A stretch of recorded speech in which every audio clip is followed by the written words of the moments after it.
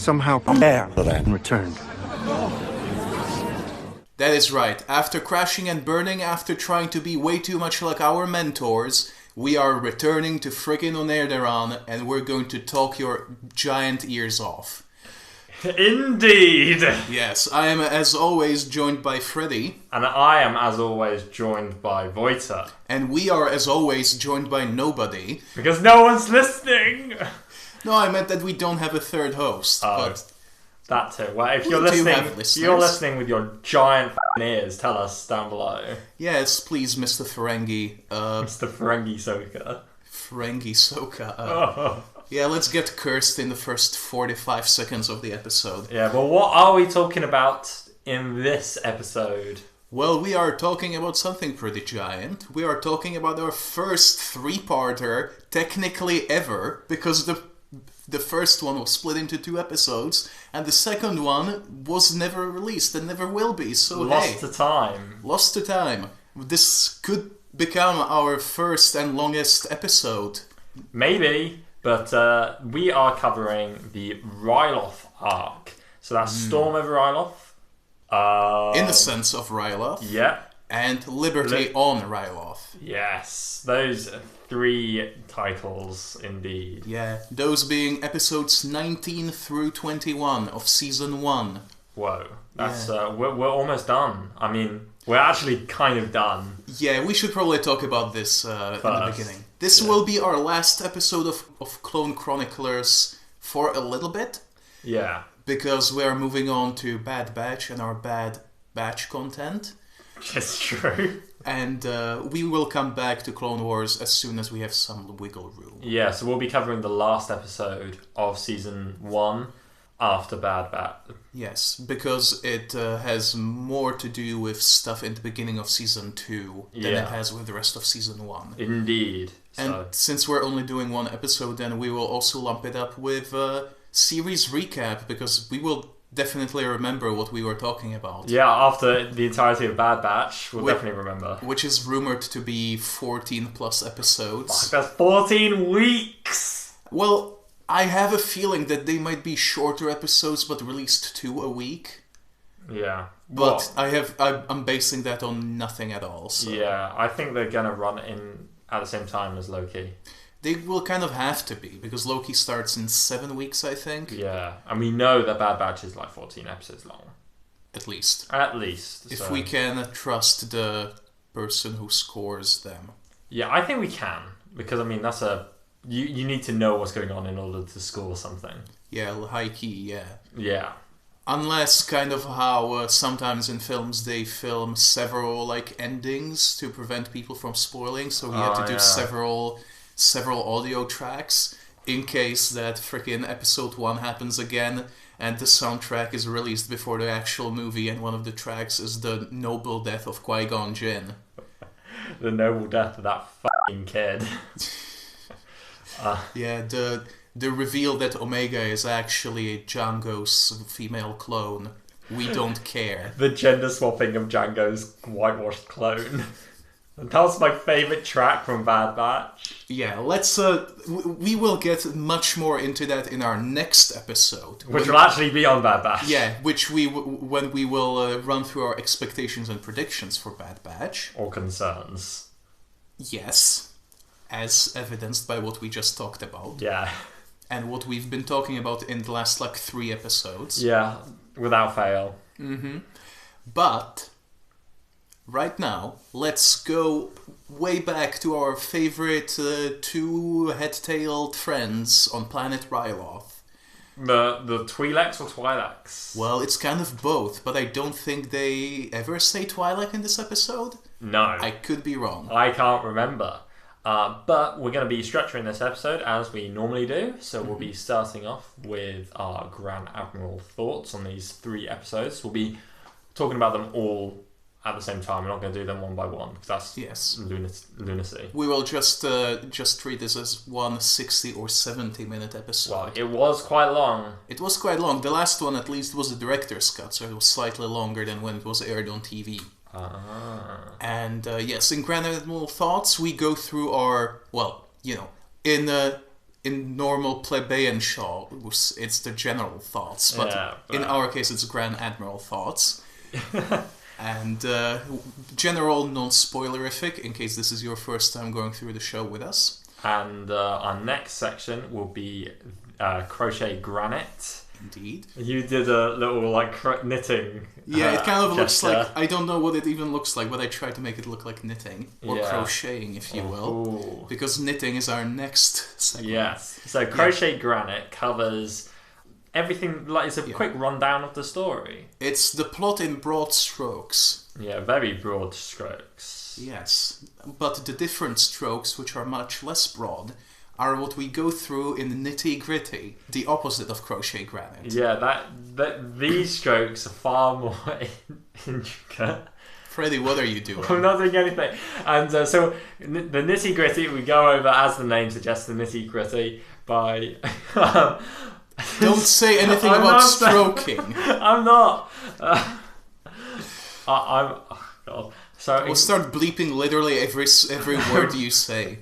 So the nitty gritty, we're going to go over the nitty gritty, as the name suggests, of these episodes. So into just any random thought and extensive tangent that we have for anything remotely connected to these episodes. Or not. Or not. Maybe they won't be connected to these episodes. I mean, we already have a crap ton to talk about according to this episode's notes. Yeah. But it's not unlikely that we'll end up talking about the shape of boxes on different struts of the big shell in Metal Gear Solid 2.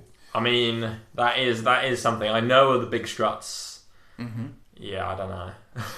Yeah, let's not. Let's not talk about that. Yeah, because we still have 2 more segments to talk about, Freddy. And what is the next one? Motto Rancisis. Indeed, which may be self-explanatorily, maybe not. Probably not. So we'll be going over the motto of each episode. So that's the bit of text at the start of the episode. Yes, the moral of the story, the thing that explains what the episode is really about. Yeah. Is it really about it? That's the question that we're going to answer. You'll find out later. Mm-hmm. Time code's not in the description. They might be. Whoa! Don't get your hopes up. Yeah, don't. Because the next section is the most important, not the most important section. But it's the most decorated one. It is. It won all the awards that we could even think about. It won an Emmy, it won a BAFTA. It won a Grammy, it won a Granny. We didn't win a Razzie, but I think that's a good thing. I'm pretty sure. I mean, Batman v Superman won it, so it's pretty prestigious. That's true. But it is, of course, light side, dark side, and the one in the middle, the Bendu. We say it with such monotony every time. We're already bored of it, I guess. It's like a religious mantra, you know? You're not supposed to say that. Okay, let's try to do that a little bit more mirth. Yeah. The light side, the dark side, the Bendu. Ow! We both actually hit each other. Not each other. Whoa. Ourselves in the head. So light side, dark side, and one in the middle, the Bendu. The Bendu. Goes over something good, something not so good, and something that's just... It exists. It exists, and it's notable, but, you know, it's not necessarily good, not necessarily bad. It's just somewhere in the middle. It's the Bendu. The Bendu. Like the Bendu. Yeah, like the Bendu from Rebels. Yeah, Tom Baker himself.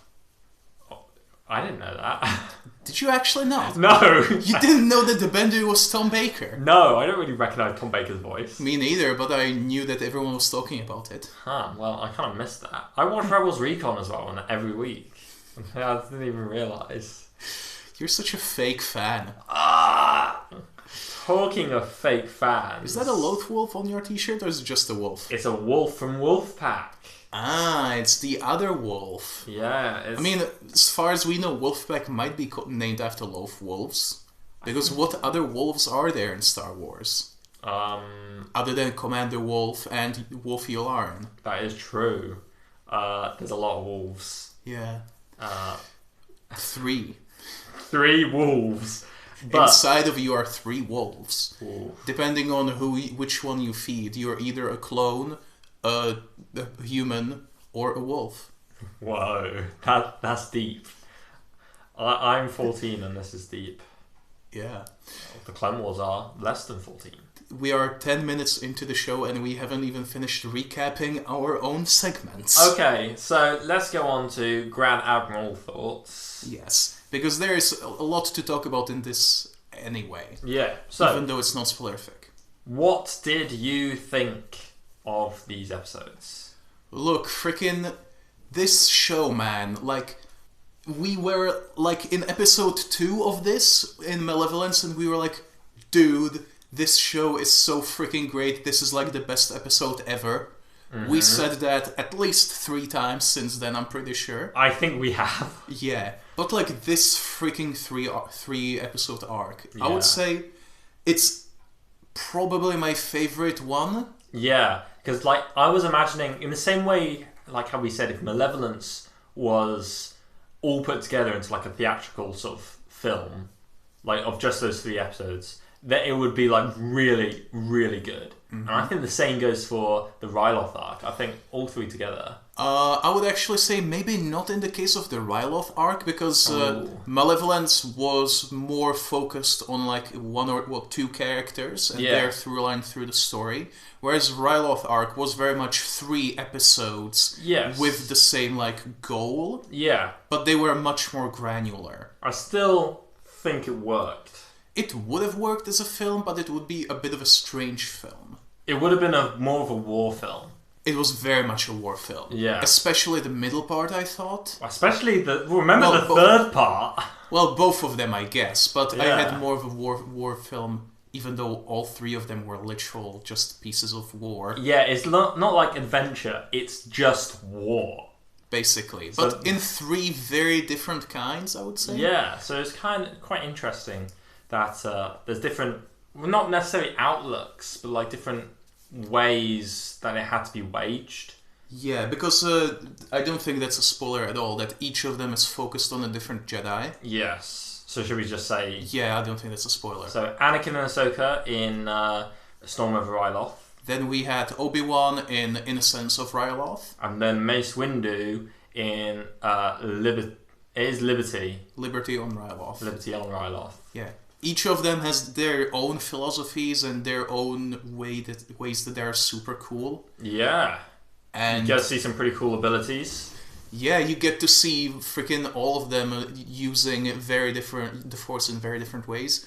Probably except for Anakin, I don't think he like outwardly used the Force in this. He didn't do that much. No, but it's possible that he was there more so to like support Ahsoka, because they're like, yeah. He was more of a teacher than like ever before. Yeah, I think this Storm of Ryloth, definitely did that kind of thing for Ahsoka, because Ahsoka hasn't really had much teaching, at least on screen, since like the movie. Yeah, no, because usually she's very much thrown into the deep end. She kind of was still, but... yeah, but without like an express, lesson going into it, until like at the end Anakin is like, yeah, you definitely could have thought this from this situation, even though both of us pretty much almost died. Yeah, you may have contracted an incurable virus, but hey, next time you'll know better. Kind of forgot that. That was literally the last episode. Yeah, I don't remember where the Ryloth Arc sits in the timeline. I am unsure either. It's supposedly in 21 ABY. No, BBY. 21. That makes the first year of Clone Wars, which you don't like. The first, I don't like how it is in that. Yeah, you did say that it's like 10 months, or like that the film was like 10 months. I think it's like 6 months after, at the least. So yeah, it would have to be enough time for Anakin to, grow up a little bit. Yeah. Be knighted. In 19. In the original Legends, this is a bit of a sidetrack, but in the original Legends, like Clone Wars multimedia project, Anakin didn't get knighted until the last year of the Clone Wars. Oh wow, I didn't know that. Because of Oppo Rancisis, I'm pretty sure. Whoa, I'm pretty sure then also... it didn't jive with the 2003 Genndy Tartakovsky animation, like at all because it's like implied. Well, there's not implied. It's kind of explicit that he's knighted at the end of season 1, and that takes place in the first year, and then season 2 takes place in the last year. So with a bit of a jump in the middle. Yeah, which could be where the Clone Wars sits. Well, not really, because it ends at the concurrently with Revenge of the Sith. Minus spoilers. that part. A little bit after Revenge of the Sith, even. Yeah, I mean, minus that part for the 2003 Clone Wars. I think it can still fit. Ish, yeah, I would suppose so. Yeah, so... Yeah. Some things contradict each other, but hey, some things contradict each other probably even within Clone Wars itself. Yeah, things contradict things everywhere. I mean, have you read the Bible? Have you read from a certain point of view? Whoa. That is the Bible. Indeed. What else were you talking about? Yeah, exactly. I wasn't being political. Yeah. And plans change anyway. Were you going to say anything else, non-spoiler fic? It was good. It was good. It was pretty. It was pretty good. It was well animated, directed by Coleman Trebor himself. It was directed pretty well. I think the cinematography was some of the best that Clone Wars has had. It had fewer bits that stood out. Yeah, but I think overall, it was superbly done. It's like how in other Clone Wars episodes you have the amazing shots and then everything else is sort of forgettable. Whereas I was watching the entire thing thinking, oh, that's a pretty shot. Oh, that's a pretty shot. All the way through. But it wasn't necessarily the big shot. Yeah. Shots to end all shots. So just lots of what I thought were quite nicely done. Yeah, like entire 3 arc comprised entirely out of money shots. Yeah. Not that kind. No, we're talking credit shots for Watto. Sure. Okay, let's move on. Let's freaking get through the plot very quickly this time, because there is a lot to talk about. There's a lot of plot. So, Episode 1, Storm over Ryloth. So, Ryloth has been invaded by the Separatists, and there's a blockade there.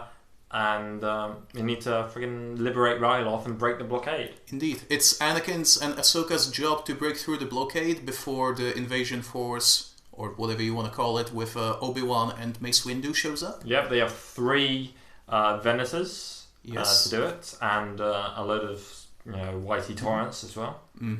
And Anakin gives Ahsoka the freaking command over the Whitey Torrents. Yeah. Because she's assumedly proven herself in the Assault on Malevolence. Yeah, I mean, she did...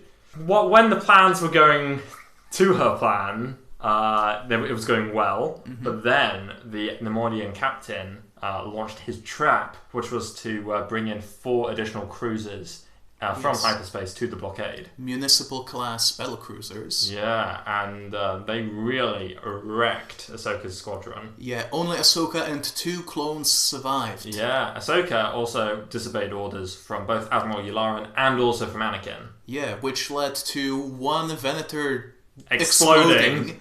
And one more being almost destroyed. Yeah. With Admiral Yularen getting knocked unconscious and being out of the action for most of the episode. Yeah, so well done, Ahsoka. She tried to be like Anakin, but it didn't really work out. Yeah. Even Anakin had to give her the "you need to follow orders" speech, which is so freaking hypocritical. Yeah, but he said it was kind of hypocritical as well. He said, yeah, I know, but it's like monkey see, don't do monkey see, monkey do. I guess you need to learn how to follow orders before you can disobey them. I think it is like, bit, not weird, but it's like foreshadowing for like fascism. You gotta follow orders at all times. Good soldiers follow orders. Good soldiers follow orders. That's a callback to season 6. Whoa. Yeah. In season 1. But anyway, Ahsoka gets reprimanded and gets a little bit sad. Yeah. And Anakin needs to find a new plan to break through the blockade before Obi-Wan and Windu show up, because they're running out of time and they have way fewer resources than they really should. Yeah. So Anakin has a plan to take the remaining, one of the Venators that's heavily crippled, and he's evacuating everybody from it. I believe it was called the Defender, right? Something like that. Yeah, so everyone was evacuated from that and brought to his main ship. The Resolute. And Anakin was going to pilot the almost destroyed Venator and then run it straight into the Lucre Hulk. Yeah, do like a slow version of the Holdo maneuver. Yeah. Ish. And it worked. It worked. Meanwhile, Ahsoka lured in all the municipal battlecruisers, doing like a weird sideways maneuver, which I really liked. Yeah, it was very cool. And that let the Whitey Torrents scramble out and take on all of the fight as well. And Y-Wings. They were pretty cool. Mm-hmm. And then Obi-Wan and Mace Windu come into the system of the Acclamators, ready to start the invasion. Yeah. Do one last quip about not even asking about where the Venators are or why Anakin was in an escape pod. The thing is, Obi-Wan knew where the Venators were. Everyone knew they were destroyed. He didn't need to say. He just said that because he wanted to just be a smart ass. That's why we love him. It's true. That's why he's one of my top tiered Star Wars characters. Yeah. If not the favorite. Meanwhile, the next episode begins, and Obi-Wan is launching a ground assault on the city of Nabat, I believe it was called. That's right, but it's not going to be that easy. No. Because the TX-20, I believe, tactical droid, unveiled their all-new proton blasters. I don't think they were necessarily new. I'm pretty sure they said the word new, but still. Big cannons, big flak cannons. Yeah. One hit from them can bring down a Liberator. I thought Acclamator. Yeah, and it explodes. Those things are packed full of soldiers. Yes. So I think that's well over 2,000 people dead. It was a third of the invasion force. It was a third of the invasion force just fucking dies. In one hit. Yeah, on screen. Yes. And, it can also bring down 2 LA-80s with one hit. Yeah, I think it brought down more than 2. I say 2 with one hit. Yeah, that's true. They started out with over 5 and landed with 2. Yeah. So basically, Windu has to pull out for a little bit and let Obi-Wan take care.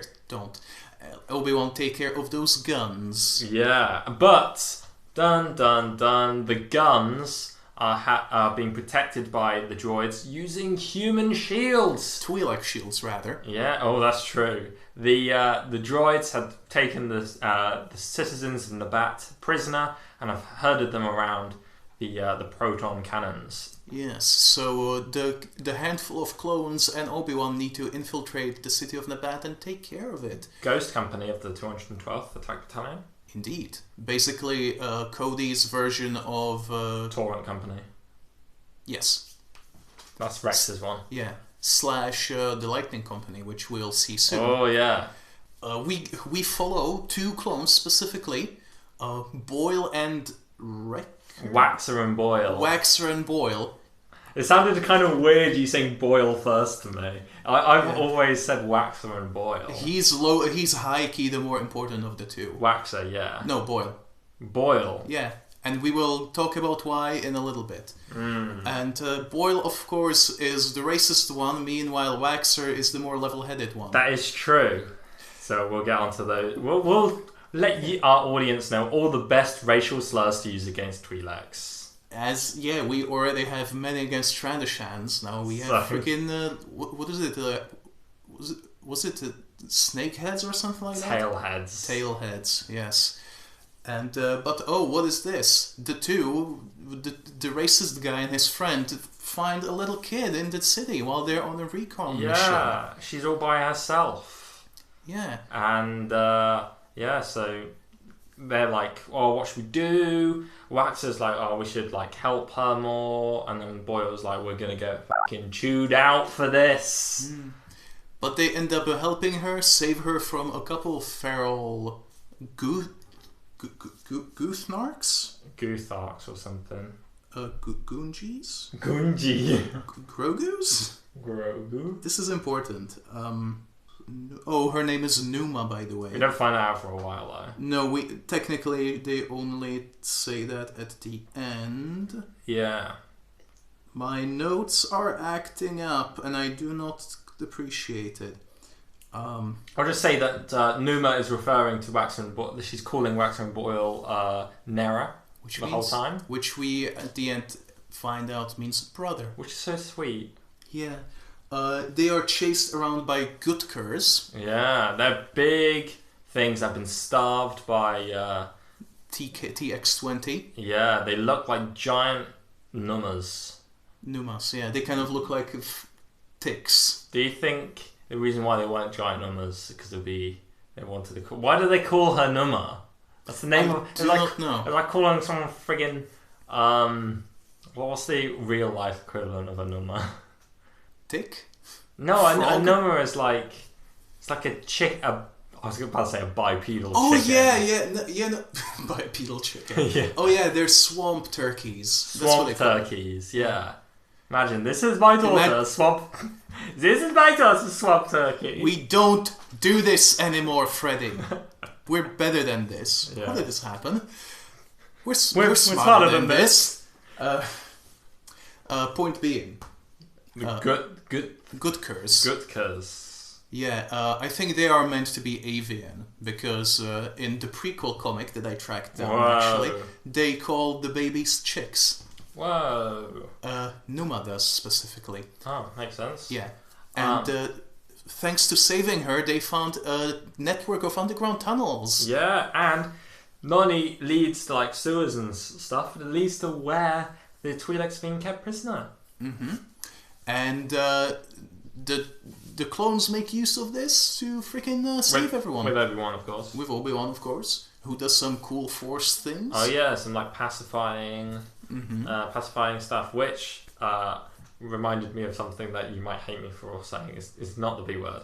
Is it the KOTOR word? It is a B word, but it's not the B word. Go on. No, I'll explain later. Okay. I was going to say, Obi-Wan also shows that he knows how to speak Twi'leki. Yeah. Because he's a smart boy. Called? Yeah. Whoa. Yeah, they liberate everyone, and the Twi'leks end up tearing the tactician droids apart with their bare hands. Which was pretty cool. Pretty brutal, cool brule. Yeah, but cool Ghost Company had successfully taken out the proton cannons, and Mace Windu and the other Acclamator were able to land safely. Yeah, with all the freaking tanks, with all the AT-RTs, and they can go straight to the capital of Lesu. Which we see in the next episode. Yeah, in Liberty on Ryloth. Yeah, which is Mace Windu's campaign to take back the city, the capital city, and that involved going along a very tight ridge. Which felt a lot like the elephant scenes in 300. Yes. I liked it, though, but we'll go. I liked 300 as well, I think, so... I meant more the ATTE bit, but yeah. So, but an ATTE at the front gets bloody destroyed, and Mace Windu was like, immediately, let's get out of here, but he saves the ATTE pilot, which we don't usually see. Usually because they deserve what was coming to them. That is true. But we have no evidence that this one was a bad person. Yes. As far as we know... It's a different one. It's a different... as far as we know. So Mace Windu used this friggin' shatter point to get the ATTE pilot out of there. Meaning that he basically puts his hand on the glass, uses the Force a little bit to make it instantly fall apart. Which... To find a weak point, like Karnak in Humans. Yeah. So, and then Mace Windu uses the friggin' Force to push the ATTE off the ridge and allow the convoy to successfully get onto the desert plateau. This episode did a very good job at showing how powerful Mace Windu is. Oh yeah, they really do. We'll probably get onto that later. Yeah, it's not quite to the point of like that episode in the original Clone Wars. It's almost though. But it did remind me of it. It's almost that level. Yeah, but before we get to it, Mace Windu realizes that the invasion force might not be big enough for both of us. Yeah. Sorry, I was doing a meme. So he decides to enlist the help of a certain freedom fighter. Well, he tries to work with the certain freedom fighter rather than enlist. Well, you know, Yeah, potato, semantics. potato. Who is this freedom fighter? Who is this Onderonian freedom fighter?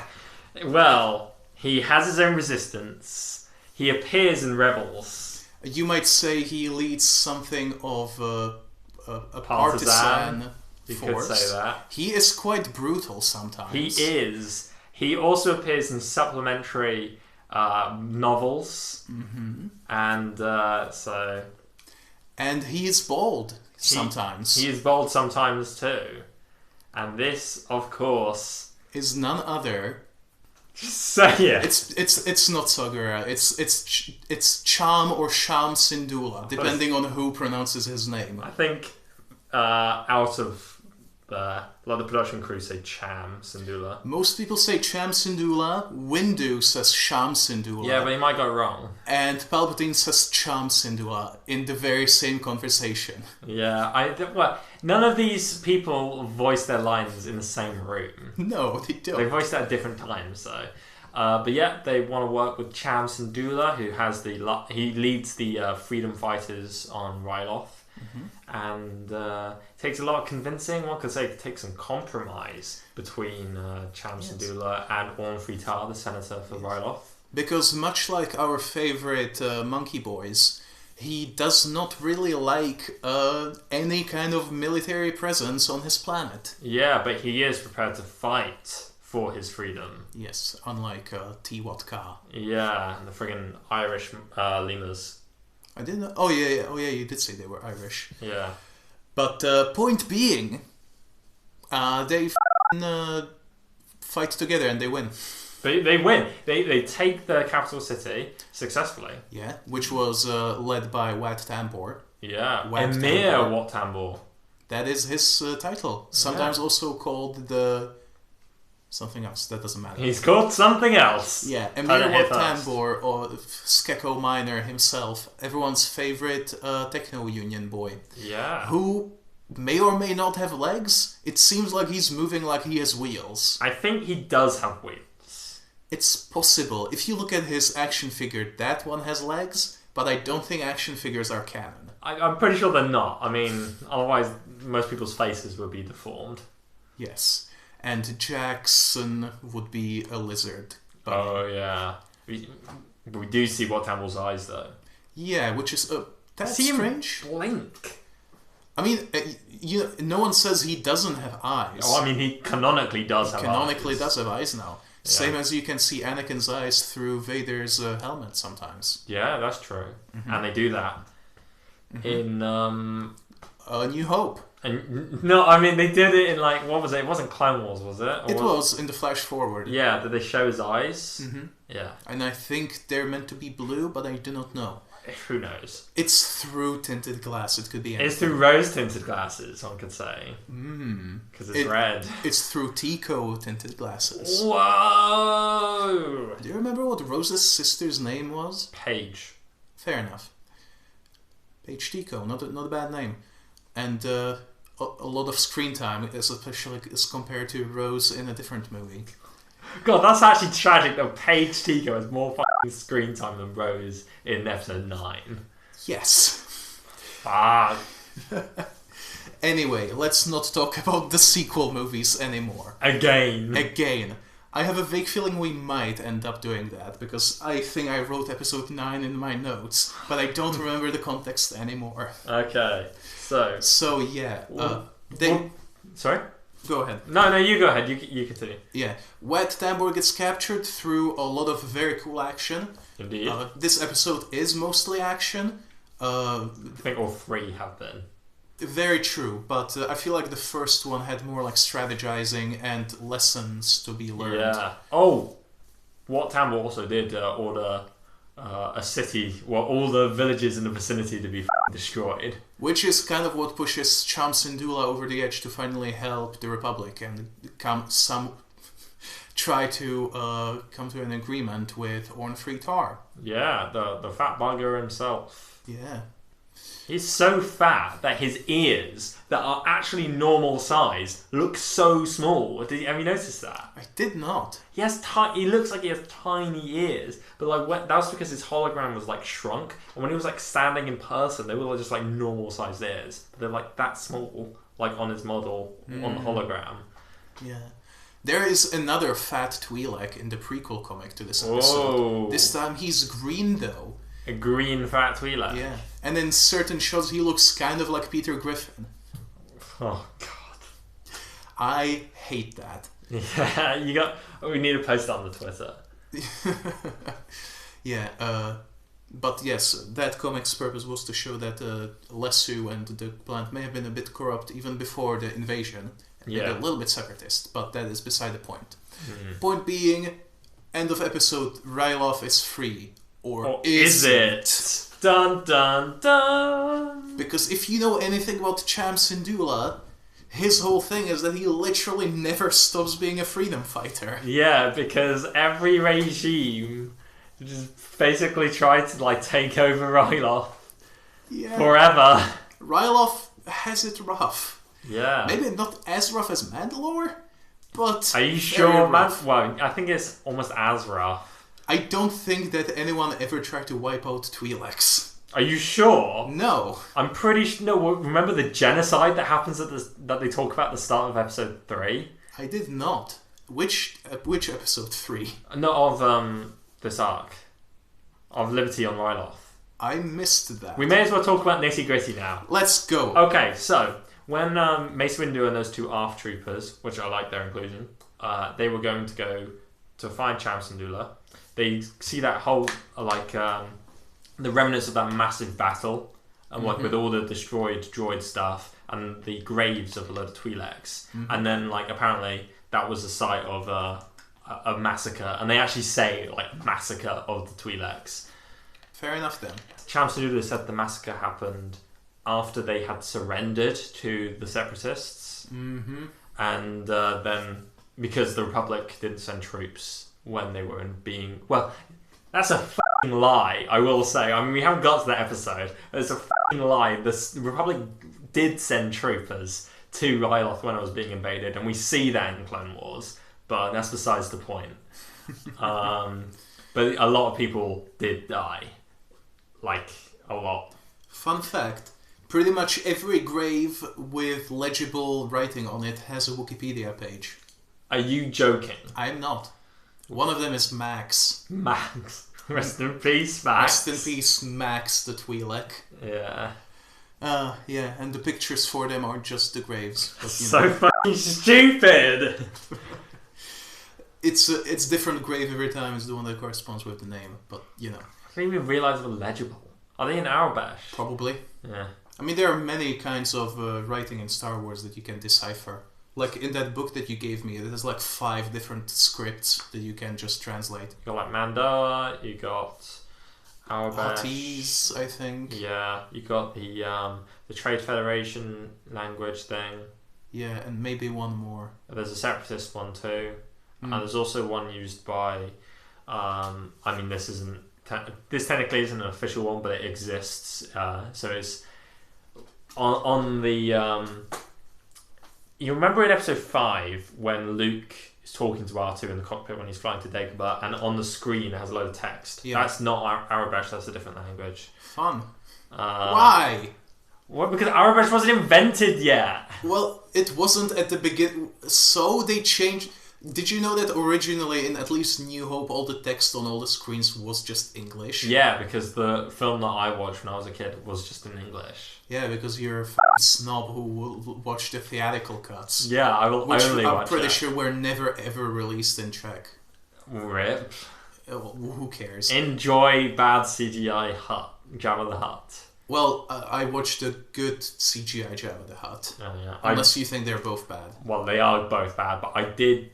my version of the special editions are bad Jabba the Hutt. You know, the big worst one. What's that character called in that squirrel game? The big piece of shit? Oh, the Great Mighty Pooh. Great Mighty Pooh. He does say the word shit in the song. Yes, he does. Which I can't believe still. It's not for kids. Conker's Bad Fur Day is not a kid's game. Yeah, I know, but I mean, still. There's worse stuff in that game. Yeah. Same game, the same company that made Donkey Kong. Really? Not the arcade one, like the further ones, Yeah, the American ones. Yeah. The And ones like where you play as Banjo-Kazooie. Donkey. Yeah. Yeah, Banjo-Kazooie. Yeah, that's not the same... No, wait, not American, they're British. What am I talking about? Are they? Donkey Kong's British? Well, not the arcade one, but you Well, know, Rareware or Rare Soft or just Rare. I'm Rare. pretty sure they're British. Oh, I know Rare. Is that Rare? Yeah. Who made Conker's Bad Fur Day? Yeah. Whoa. Bad Thursday. Bad Thursday. And many Kinect games. And Sea of Thieves. Yes, which well, when Sea of Thieves came out, it was like pretty bad, wasn't it? I think it's like No Man's Sky, but pirates. Yes. Not quite that, but it was kind of barren and then it got much better. Yes, like No Man's Sky. Indeed. So Which is allegedly very, very good now. it is meant to be very, very good because every update for No Man's Sky has been free, which is a good consumer practice. But speaking of different things, speaking of good, these episodes. Yeah. Boom. There we go. We can get back on track with whatever the hell we were talking about. We were talking about Twi'lek genocide. Let's not get back to that. From Conker's Bad Thursday to Twi'lek genocide. Which kind of explains why so many Twi'leks were like in that resistance. Yeah. That had kind of like low-key Matrix vibes with all the raves they were having. One like Zion. Yeah. Yeah. And they were like, Champs was like, excuse the dancing, we just need to lighten our spirits because everything's f***ing depressing. Which, he's not wrong. He's not wrong. So He probably loses his way later because he becomes a bit of an a-hole. yeah. And he almost kills Vader. Whoa. Oh yeah, he like did the thing. I think we talked about it in an episode. Yeah, and we can probably talk a bunch more about Lords of the Sith, because that takes place on Ryloth, and Cham Syndulla is in it, and Numa is in it too. Whoa! I did know that, and I also know that Numa's also in Rebels. Whoa, I also knew that, and so is Cham Syndulla. Whoa! I also knew that! And his canonical daughter! Whoa! Named Rey!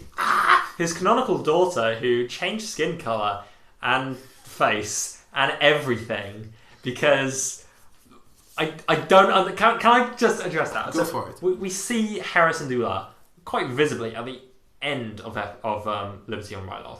Do we know for certain that's her? Yes, we do know for certain that's her. And we also know... We see her earlier, and when we saw her for the first time, like in the bunk in the Twi'lek Zion... I was like, so she... I forgot that she was green, that's good. She doesn't look like Hera, that's fine. But then when we see her at the end, she's like orange. And she looks either incredibly malnourished or just like nothing like Hera. Did you consider that maybe that's not the same person? It is the same person. How do you know that for Because certain? they have the same face. It's just the lighting that made it look green. All the Twi'lek children look the same. I know, but that is meant to be Hera. I did not see that on the Wookiee. Yeah. I think I know it from behind the scene things. Well, for maybe they're Rebels Recon. So, as I said, I've watched Rebels Recon, but I'm still a fake fan. But another Rebels connection. At some point in this battle, in this liberation of Ryloth, a Y-wing crashes and the pilot dies, and inside that Y-ring is none other than Chopper. No way. Yes way. That's where Chopper comes from. Chopper is one of the Y-wing astromechs that crashed in the Battle of Ryloth. Is that why he hangs out with Hera? Yes. That's cool. I had no idea. It is pretty cool. Why wasn't that on the Wikipedia? What? I swear that's in an episode of Rebels they talk about it. Weird. Oh well. Maybe I just missed it. That's entirely possible. Yeah. But I have something else to tell you. Oh my god. And it's not just the connection. Tell me more. Like, does he have a car? I like Grease, okay? It's not only a connection to Rebels, but also a connection to Resistance. Oh my god. Our favorite Star Wars franchise. Yes. Do you know this? No. Do you know what I'm talking about? Well, I do know Cells Resistant. Yeah. There is a certain LAAT that you could see in A Sense of Ryloth. Yep. And in Clone Wars the movie. And in Rookies. And in at least one more place, I'm pretty sure. Called the Crumb Bomber. Oh, I know this one. Yes, it's an LAAT with art of a Kowakian monkey lizard with a missile, holding a missile, and text that says, "Laugh this off." It's a reoccurring LAAT in these episodes. I think this was the last episode of Clone Wars that it's in. Did it get blown up? I believe so. But that is not the last time you see the Kowakian monkey lizard. Whoa. Because in the pin-up Kowakian monkey lizard. If you can call that a pin-up. Well, it was a... It's not a pin-up because it's not a poster. It's drawn on the LAAT. Yeah. But much, much later in the episode Empire Day and Idiot's Array, you can see the nose of that LAAT put up on the wall of a tavern on Lothal. And who owns that tavern? Joe something. Joe Mama. It's JHO, but yeah, it's still Joe Mama. I was remembering it as Max. I mean, there are canonically Maxes in Star Wars, like Max Rebo and the Twi'lek Max that died in the Purge. Yeah. And that's not the end of it, because much, much later in episodes The High Tower and something else in Resistance, you can still see that same Kowakian monkey lizard on the wall of a different tavern on the Colossus, or whatever that platform in Resistance is called. Yeah, I the don't Colossus. know. I watched Series 1, but I didn't like it much. It was a spaceship the whole time. That's just like Stargate Atlantis. Spoilers. Literally. Yeah, literally. Yeah, it is just like Stargate Atlantis because it's also in the water. Yeah. Whoa, that's pretty wizard. Mm-hmm. That's pretty space wizard, like a Jedi. Whoa. What were we talking about? Oh yeah, the Crumb Bomber. The Crumb Bomber. God, that's iconic. I love that. Like this episode, especially in comparison to the last episode, that's connected to fucking nothing. This episode. Oh yeah. Yeah, Blue Shadow Virus, none of the things that happen ever get brought back again. Yeah. Blue Shadow Virus, no. Nouveau Vindi, nothing. Angels, forget about it. Pink Gungans with one central ear. I'm glad those don't come back, but I might be wrong, actually. I don't think they do. But I was going to say something about... So the one-off characters. So you got Nouveau Vindi, and then in Storm over Ryloth we got that Separatist captain who... Martuk. Is his name Martuk? Martuk, 2 words. Whoa. Do you know why that's the name? Martuk is the name of Dave Filoni's cat. God damn it. Sounds like Marduk, which is a... Sumerian god? Yes. Who sounds like the Trandoshan.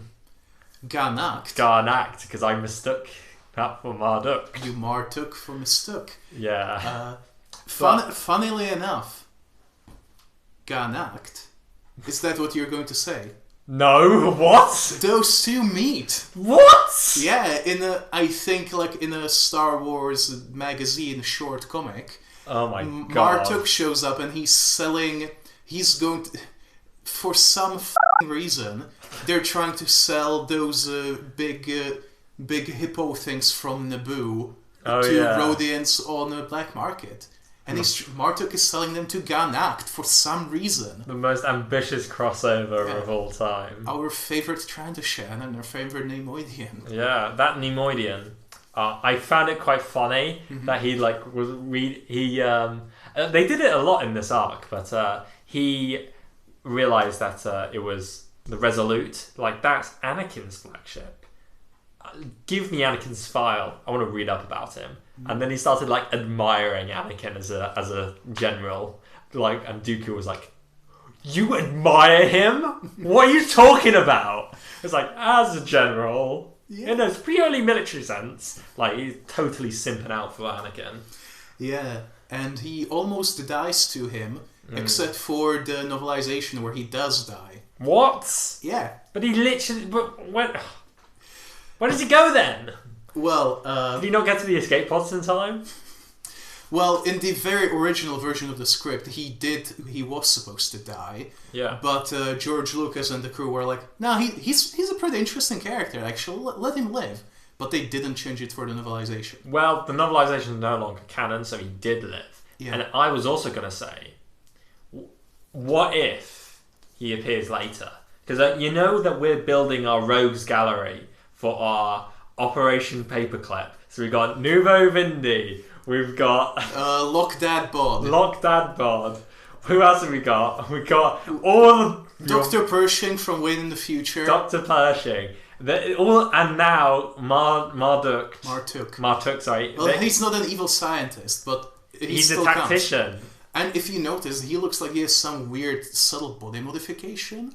Like he has like a bionic chin. Like he had something that looked like bones sticking out his fingers. Yeah, I thought that was interesting. Maybe he's like Wolverine. Maybe. He felt like a very low-key cyborg. Yeah. You know, like many of the adversaries for Anakin to foreshadow his turn into a cyborg. That's true. He also has like that spinny thing. I don't know what that was supposed to be. I liked it though. It's basically this thing that like turns around.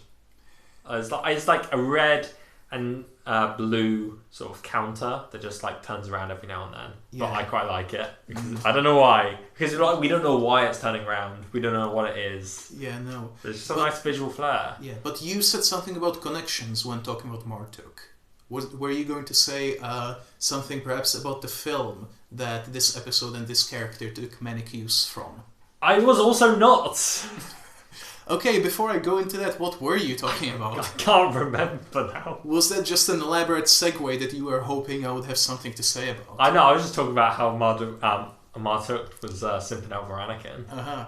No, actually, some things in this episode and Martuk's design were based on one of Dave Filoni's favorite films, The Last Starfighter from 1984. Oh, it's that film that I didn't like the synopsis of, so I haven't watched. I don't really know what it's about. Is it like the kid who finds like a spaceship in his backyard and goes to fight in the big space war? Something like that. Like he's so good at video games, and it's like what I feared Star Wars would be under Disney.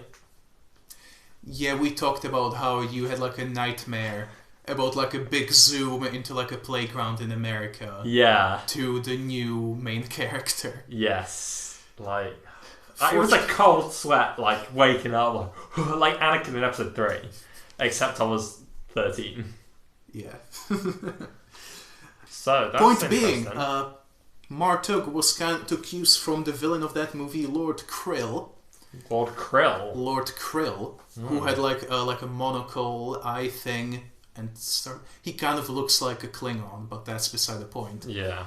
And the way that Lord Krill was, his dialogue at the end was someone asks him, "What should we do?" To which he replies, "We die."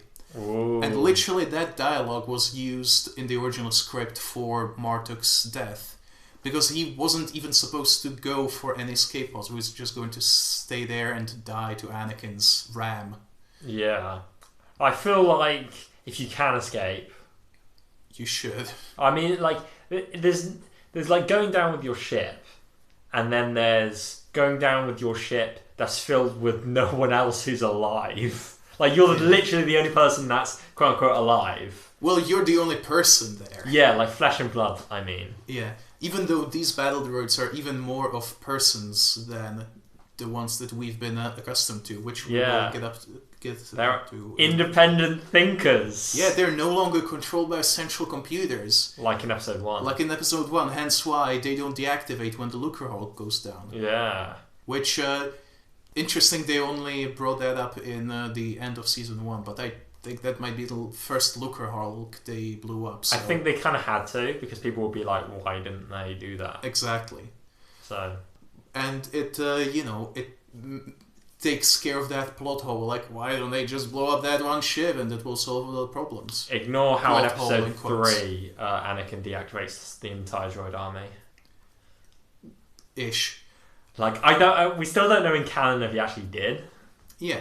It's possible that in Bad Batch, he did not. It is possible. We will see in a few weeks. We'll see in 2 weeks. Well, if that's in the first episode. I mean, I'm assuming episode 1's going to detail Order 66. Probably. Was I going to say anything more about Martok? Yeah, he was kept alive so that they could do more with him because he's interesting. But as I said, they didn't do anything. They only made him meet up with Garnacht and like. That's not interesting. Yeah, and like some Jedi meets him like once and asks him about Ventress and then lets him go. Great. So thanks. I wonder if we'll see him in the next, or what if he's in Bad Batch? We might. He was pretty cool. I liked him a lot. I thought he was interesting because it adds a new dimension to Flesh and Blood Separatist leaders. Indeed.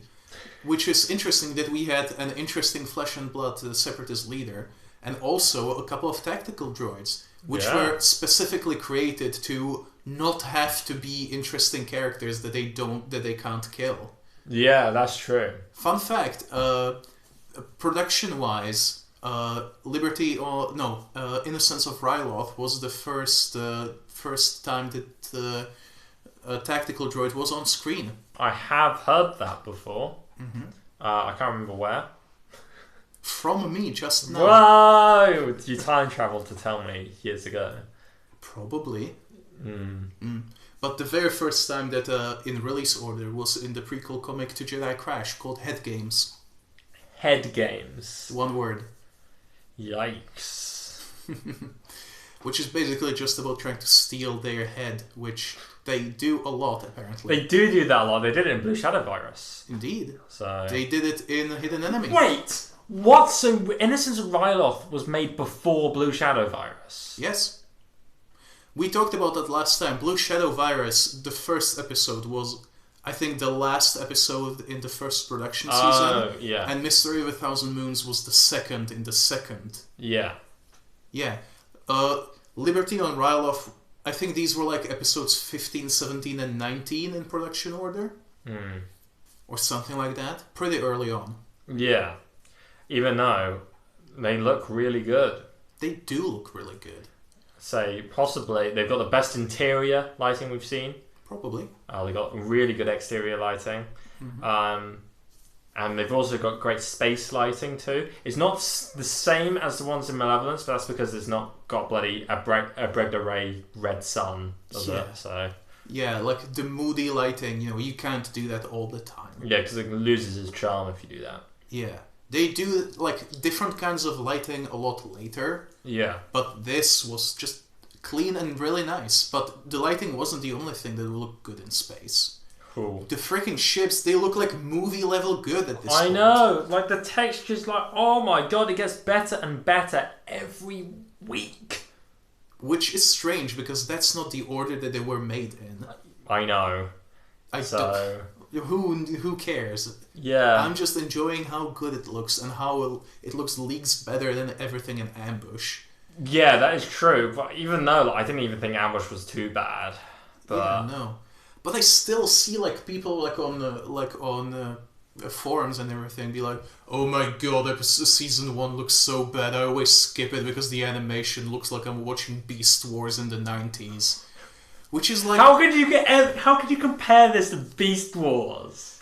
Yeah, like I do know that there is like a jump in quality later on. Like if you compare season 1 to season 6, it's very different. Yeah. But we've been doing nothing but fawn over how beautiful everything is. It is beautiful. Most of the time. Apart from some of the lighting in Downfall of Droid.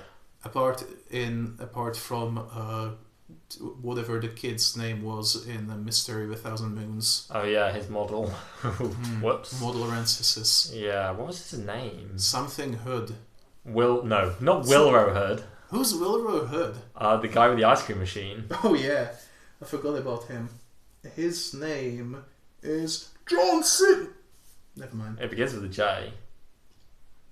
Is it J-Bo Hood? J-Bo Hood. Yeah, we definitely can talk about a lot of stuff. Like all the clones that were introduced in these episodes. I didn't realise you were playing. Yes, that was just trying to trick you into saying something racist again. Oh no!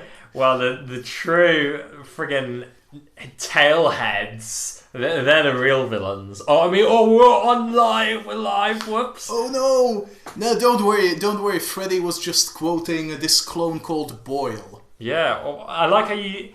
I have known Wax and Boyle, and they've been like my favourite like duo clones for like 10 years, and it's kind of jarring for me for you to refer to them like, apparently these are called Wax and Boyle, whereas they're like as iconic to me as Rex. Which is interesting because they only showed like 3 times. Yeah, I'm not going to mention. It's kind of spoilers for their next appearance, so I'm not going to say that. Yeah. For all intents and purposes, this is their only appearance together.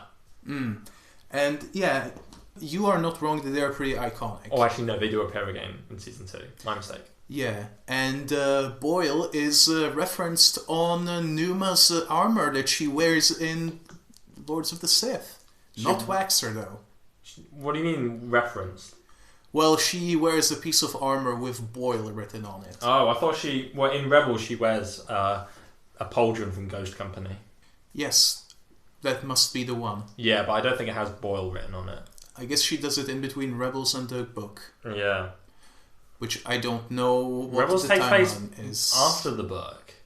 Well, I guess she deleted it or She something. deleted it. She realized she unearthed Boyle's racist tweets from before he got unracistified. That does make sense because Waxer is the one who's nice to her. Yeah. He's the one who gives her like a spring roll.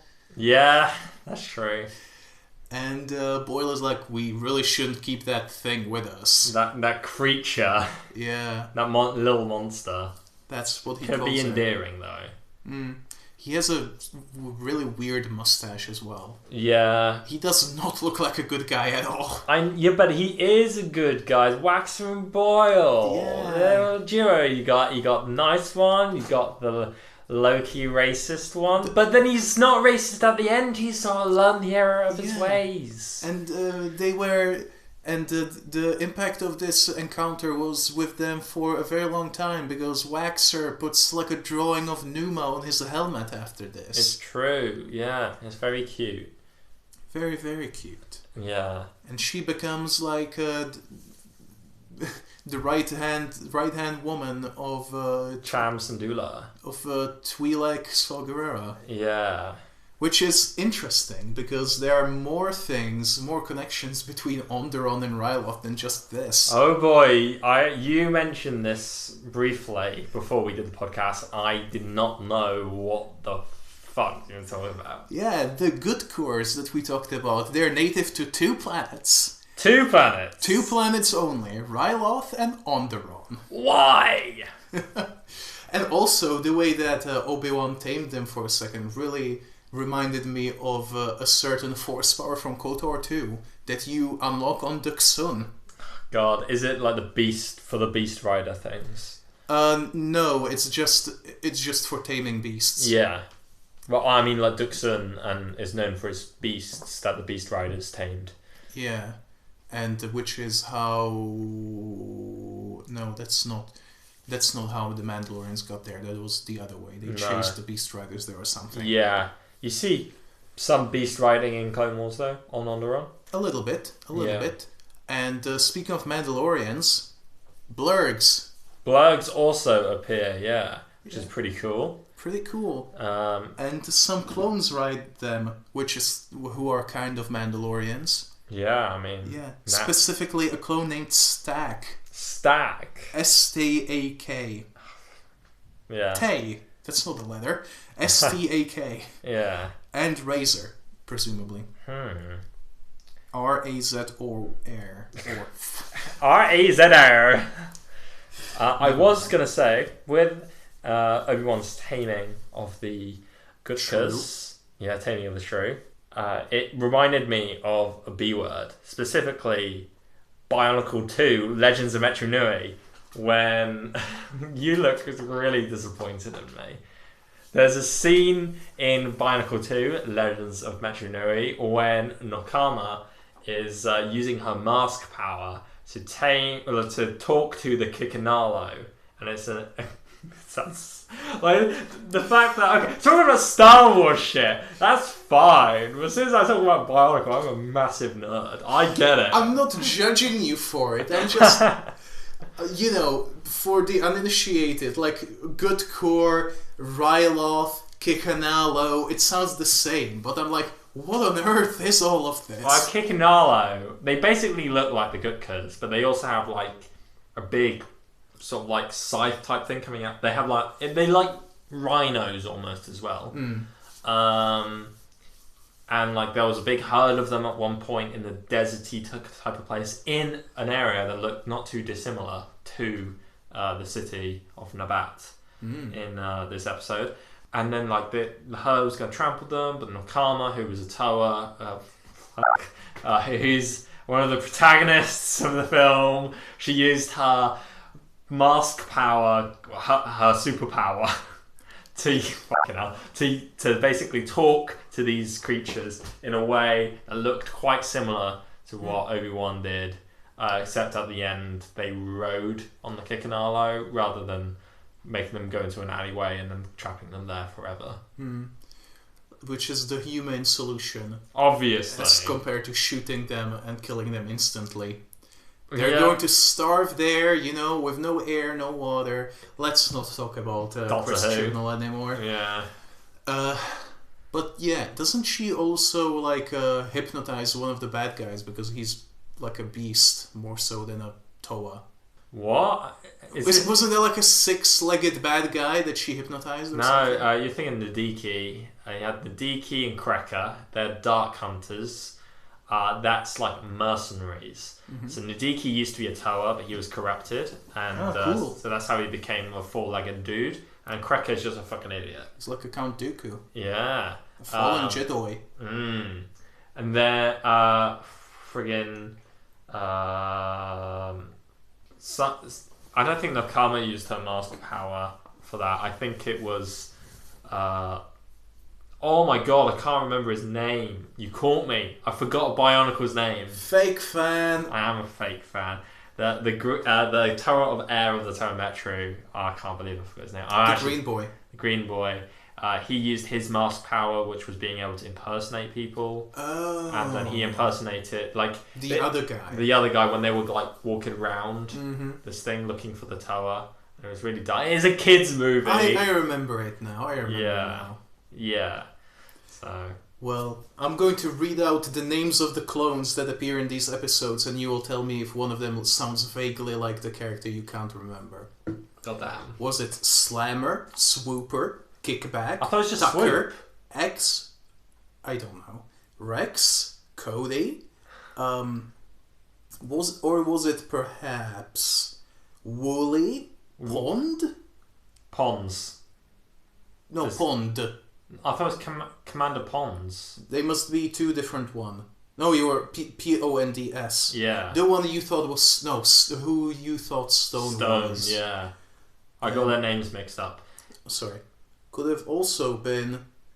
I already said these ones. A lot of clones. Yeah, there are half of them died. Yeah, half of them did die. Pretty much all the pilots died, which was pretty brutal. I'm not gonna lie. The character I was talking about was called Matau, by the way. Slammer, Tucker, and Axe die. Yeah. I thought that Skipper was one of the clones, but that's just what they called Ahsoka. Yes. For reasons. For boat reasons. Boat reasons? Yeah, like Skipper. Is that a part of a boat? No, Skipper is the person who's steering the boat. That's a helmsman. Yeah, Skipper. It's colloquial. Fair enough. I can't say colloquial. Why not? It sounds like I'm not saying it right. I'm saying you say colloquial. Colloquial. Colloquial. Colloquial.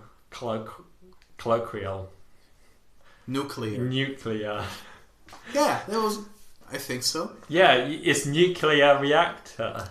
I say nuclear. I say nuclear. It's British, so it's probably different than what I think it is. Well, no, I'm saying it wrong. Oh, so it is meant to be nuclear. Yes, I'm nuclear. Yeah, I say nuclear. No, he said nuclear. Nuclear. No, that's the worst one. Well, that's how I say it. Nuclear. It's nuclear. Bloody. Yeah. God damn it. New like new to Gunray. New. Nuclear. Kitongu. No. Sorry. Who's Kitongu again? Another biological character. We've been on this tangent for way too long. Let's go back. Let's not talk about Onderon anymore. Okay, what can we talk about? How about Star Wars? I like Star Wars. I'm also fond of Lord of the Rings. Do you like the IDW comics? There's Star Wars IDW comics? Yeah, they license out like the young readers comics to IDW. Oh, what you mean, like Disney era? Yes. I've not read any of them, but I've heard the High Republic ones are good. I haven't read it because I don't like the art. I do like the art. But it does have Marchion Ro in it. It does. And the freaking, his people, I forget what they're called. The Nile. The Nile, or the Nihil, as some people call them. Well, maybe they're in denial about how to pronounce Nile. Yeah. I think Marchion Ro in the audiobook calls them Nihil, but the other people call them Nile. Well, it's spelt Nihil. It is, like nihilism. Yeah. Yeah. Also, as I said before, Marchion Ro in the audiobook sounds a lot like the client in the season 1 of Mandalorian. But like German dudes. Even though Marchion Ro is blue, isn't he? I don't think so. Oh, I thought he was a blue person. I think he's just a human. Oh. I could be wrong. Where have I seen... I thought there was... You might be thinking of Loden Greatstorm. No. He is a Twi'lek. I have a bone to pick with the cover of Light of the Jedi. Why does Loden Greatstorm only have one f***ing Leku? No one talks about it. No one said anything about it. Surely everyone's noticed. But Loden Greatstorm on the cover of Light of the Jedi has one Leku. I will have to... look it up. Light of the Jedi... I will have to look this up. But speaking of Light of the Jedi... have you paid attention to like the markings on the helmet of Axe, the clone? No. He has a symbol on like the top of like the crown of his head that kind of looks like the Republic symbol. Yeah. Oh. In Light of the Jedi. It's definitely a coincidence. Yeah. But I thought about it. That's cool. They're both meant to be based on Starbirds. Are you looking at Loden Greatstorm's Leku? The Republic design is based on like a spear of light and light that they make. Oh. The Jedi, I think. But it doesn't matter. Yeah. The rebellion symbol, is it always meant to be a phoenix, or is yeah, it's a starbird. Or that, yes. He definitely only has one Leku. Yeah, why does no one talk about Loden Greatstorm's singular Leku? It kind of ruins the cover for me, I hate to say. Well, it's probably because they don't see race. Goddamn. Which is not a great thing, by the way. The thing is that Loden Greatstorm does have two Leku, like canonically. Letu. Yeah. Because you see in the concept art for Loden Greatstorm, he has two. Yeah, it's probably just a mistake. It might be fixed in like reissues. I don't know. Oh my god, a Biff Jedi. Biff Jedi? Oh, is that in the concept art? No, I don't know what this is, but that's a Biff Jedi. Yeah, that's part of the concept art for the High Republic. It's pretty cool. Yeah, I like it. Yeah, I don't like Loden Greatstorm's singular Leku. Oh well, fortunately you don't have to look at it too much. Yeah, fortunately all the Twi'leks in this arc have two Lekus. And yeah, you can see quite clearly like the differences between male and female. More credence, well, it's not more credence because it's not new evidence. Yeah, that the Twi'lek in Mandalorian is probably trans. Yeah, which I think is very interesting. Shame that she's a villain, but you know. Well, I mean, sort of. And that Disney will never confirm it one way or the other. Disney will never confirm it one way or the other. I don't think she's necessarily a villain, but like more of a... She's just a mercenary. I guess. She's in the grey area. Yeah. Like Mix Mayfeld, I guess. Yeah. She's also... Is she alive? Yeah, she's alive. Oh yeah, they ended up in prison, I think. Yeah, probably a that different... blew up. No, she was on the prison ship. It was her brother that blew up. Oh, fair enough. Yeah. Wasn't like the point that most of them were just mercs, but like she and her brother were actual bad guys? Doesn't matter. I think her brother was a bad guy. Her brother was a hamster. That's not even... That's not even the right quote. No, it doesn't matter. Anyway, this isn't a Mandalorian podcast anymore. We can talk about it more when we do a recap of Mando Season 1. Oh my god. In like 10 years when we run out of Clone Wars and Rebels and Resistance and new things. Yeah. To be fair, there's never going to not be. I reckon, for as long as we intend on doing this, there's going to be new Star Wars stuff coming out all the time. Yeah. Even if we have to switch to books and comics, there's going to be new stuff. Yeah. Oh my god. Like god. Dr. Aphra, there was a new one just yesterday. Whoa. I haven't read it yet. Have you heard, not quite news gunray worthy, but did you know that there is some pretty big buzz that Chloe Bennett from Agents of S.H.I.E.L.D. might be cast as Dr. Aphra in something? I have not heard that. But I also think... Wait, is that like she's going to be in a property? Probably. Oh, she's gonna be... We talked about this in the podcast before. She's going to be in that... Powerpuff Girls. No, she's going to be in that show or that movie that's directed by that person. And then people are saying, oh my god, Dr. Aphra. Oh, is she an acolyte? No. Wasn't that the person that's directing a thing that people say Dr. Aphra? It was the one one by the producer of Russian Nesting Doll? Whatever it's called? Yeah. That's the rom-com. That's an acolyte. That's the acolyte. Oh. Well, then people were just wrong then. Yeah. The thing is that I think we've discussed this before. I don't want Dr. Aphra to appear in live action because it's going to make nobody happy because they're going to retcon her if they do that. And second of all, why can there only be one Asian woman protagonist in all of Star Wars? Because Disney. But we technically had this conversation like 16 hours ago when talking about Falcon and the Winter Soldier, that Disney has, at least in that one show, has been a little better than usual. Yeah.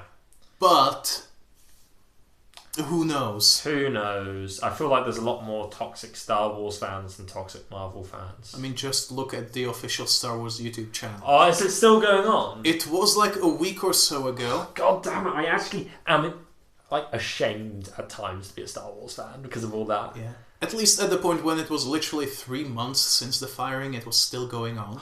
God damn it. These people need to fucking get over it. Get a life. Yeah, get a life. Like us. Yeah, speaking of which, did you know that the tactic used by Ahsoka was from the Thrawn trilogy by Timothy Zahn? Really? It was used by Thrawn. No, isn't that something? Indeed. And in canon, Thrawn uses it again, but says he was inspired by Ahsoka. Says, it's full circle, baby! It's like poetry, it rhymes. Exactly. Circle theory confirmed. Ring yes. theory. Not clickbait. Yeah. When isn't our podcast clickbait? We've never been clickbait. You're saying that Ferengi Ahsoka isn't going to make somebody really want to click the video. Are you saying that General Grievous riding the Glob Go Gal Galab isn't going to make them want to click the video? It's more of a click pheromone than clickbait. Whoa. You know, which is more ethical than bait. Unless you're Prince Shizor. Those are not ethical pheromones. Oh my god, Prince Shizor. I don't understand the appeal of him. He doesn't sound that interesting because he wants to replace Darth Vader. Like, why would you want to be Darth Vader? He's like a f***ing dog. He does have some Palpatine's power. Dog, basically. And last time I saw him, he was riding a giant Cthulhu monster to Exegol in the comics. So oh yeah, has he got to Exegol yet? He's technically on he just got to Exegol in the last, either the last comic they released or the last one I saw. Is He was riding to the big castle on top of a giant monster. Yeah, is Charles Soule writing this or someone else? It's Is it someone else? I think it's Charles Soule. The last arc was Charles Soule. Yeah, I got a feeling this one might be someone else. It was Karen Gillan, then Charles Soule. I don't remember who is making this. Almost wrote Dark Vader. Dark Vader, Dark Vader. Oh, you're also singing Grease. This is Greg Pak. Yeah, well, he's got a lot of fucking work to do to make sure that the X-Core stuff isn't dumb. Well, I don't know what to tell you. Is he gonna make it dumb? Has he not already? This is the same comic where he goes to Naboo and kills the biggest fish. And he teams up and fights the Padme handmaidens. Oh yeah, but that's technically Padmaidens. That's technically continued plot though. Yeah, that was in the Padme books, I believe. Yeah, I don't like it, but because I don't think it makes sense. And he brought back Webbish Bog. I say back. He wasn't really in the movie. And but he wasn't in the novelization, which is canon. Unlike the novelization of Force Awakens, which is not canon. Because Rey is not a cyborg. Yeah, that's not why she's so good at things. Alan B. Foster. It's because she's Palpatine's granddaughter. Is that better? Well, it's better than being half cyborg. Yeah, it's better than going, oh, well, women can't be this strong, so obviously. I think it was like her brain is half droid. Which is so dumb. Yes. Yeah, talk about Star Wars not being that great. Yeah. They also made like Kylo Ren talk like a Shakespeare villain. He should still get paid though. Yeah, he did write books that people are buying. Give him money, Disney. Doesn't mean they're good. Doesn't mean they're good. Like, I don't like Splinter of a Mind's No, Eye. I think it's shit. But I mean, it was literally the first expanded universe book. So. Yeah, it's true. And it was like the first very mention that Leia might be Force sensitive. Yeah, which was never capitalized on ever. Well, if you mention sequel trilogy, that's on you. That's on me. That's on you. It was capitalized on it in the What If books. Oh yeah, that's a good point. Yeah. What if Luke died? I think that in that case did Luke die? Yeah, Luke froze to death on Hoth. Oh yeah, I forgot about that. And then I thought that it was in the first one where he just failed to blow up the Death Star. No. So Leia got captured by Vader and trained to be like his successor. Oh yeah, that did and then happen. Luke and Leia had to fight. I thought you were talking about how in the second one, when Luke dies on Hoth and he tells Han to go to Dagobah, but he's actually saying take Leia to Dagobah to train her, but Han thinks that he's going to be the next Jedi. Oh, so that's kind of funny. Ah yes, episode 11, The Next Jedi. Yeah. It might actually be called that. Well, Leia has a purple double-bladed lightsaber, I believe. Oh yeah, in those comics. In that What If comic, Not in real life. Not in real life. No, she just has a blue lightsaber. Which we only see like once, and it gets buried on Tatooine, a planet that Leia hasn't... the only time she's ever been to Tatooine is when she was enslaved. Fun. So... Yeah. But put it on Naboo. That's where they're from. Put it on Put it on Polis Massa. I mean, their dad was from Tatooine, so... God, no, he wasn't. He grew up on Tatooine. Yeah. Where he was enslaved. Yeah, exactly. Like father, like daughter, I guess. Oh, God. It's... What if he was from Air-Deraan? We've probably already talked about that. Yeah, Jesus Christ, imagine. What if he was from Naboo? Maybe that's why he killed the bigger fish and rode the squid, because he has he's descended from the Beast Riders of Air-Deraan. Whoa. What if he's related to Saw Gerrera? That's my cousin, Saw Gerrera! And if anyone says anything, you're in the wrong. How did we get here? We started the podcast a couple months ago. Like half a year ago, actually. Don't say that. Don't say that, please. This is episode 25. Jesus Christ, that's actually scary. Before we know it, our life is going to be categorized by podcast numbers. Before we know it, we're going to have Wikipedia articles about ourselves. No, we're not. There's definitely going to to have be Star Wars order fan on and Wikipedia article about. Maybe. Whoa. Wiki is wiki. Yeah. Wookie's Wookie. When I was a child, I think, have I said this story on the podcast? When I was a child, I made a Wikipedia account. I thought it was illegal to make a Wikipedia account when you're under 18, so for months I thought every time I heard a police car they were coming after me, but that's besides the point. I wrote, like, on the Star Wars Fanon wiki, I tried to rationalise the third Death Star from Star Tours. So I wrote about how it was destroyed by this pilot from Air-Deraan called, I think his name was Finis McLeod. Ooh. Which is so shit. But oh yeah, that's the worst Star Wars name. It's worse than Biggs Darklighter. I know, but I just thought Finis McLeod was. I thought that sounded cool as a kid. Oh, are you saying that you made up that name? Yeah, I made up that name. Okay. And I was like, oh yeah, Finis McLeod, he's from Alderaan, he got blown up, and he was like, I want revenge, and he joined the Rebel Alliance, and I thought it was like a big sprawling backstory, but when I like re-looked at it, it was like half a paragraph. So terrible. It was sprawling in your mind. I don't know, but people still update that to make that page to make sure it's up to date with like the formatting. I get emails that people so like Finis McLeod is still canon? Well, in the Star Wars Fanon Wikipedia, yes, Finis McLeod blew up the third Death Star. Oh, Fanon, as in like non-canon, yeah. Right. It wasn't the actual one. That's pretty cool, though. Yeah. I don't think you've ever said that even off podcast. Yeah. To me, anyway. It's kind of weird. I also that was after I realised that you can't just make stuff up on the Star Wars wiki, because I learned the hard way. Were you banned from updating on Star Wars on Wikipedia because you tried to make Finis McLeod canon? No, it was like my own clone Captain OCs. Captain Catboy. No, I'm joking. I think his name was Captain Ganges. Ganges? Yeah, it's in the river. Like the river? Huh. Yeah. Well, is he full of dead people?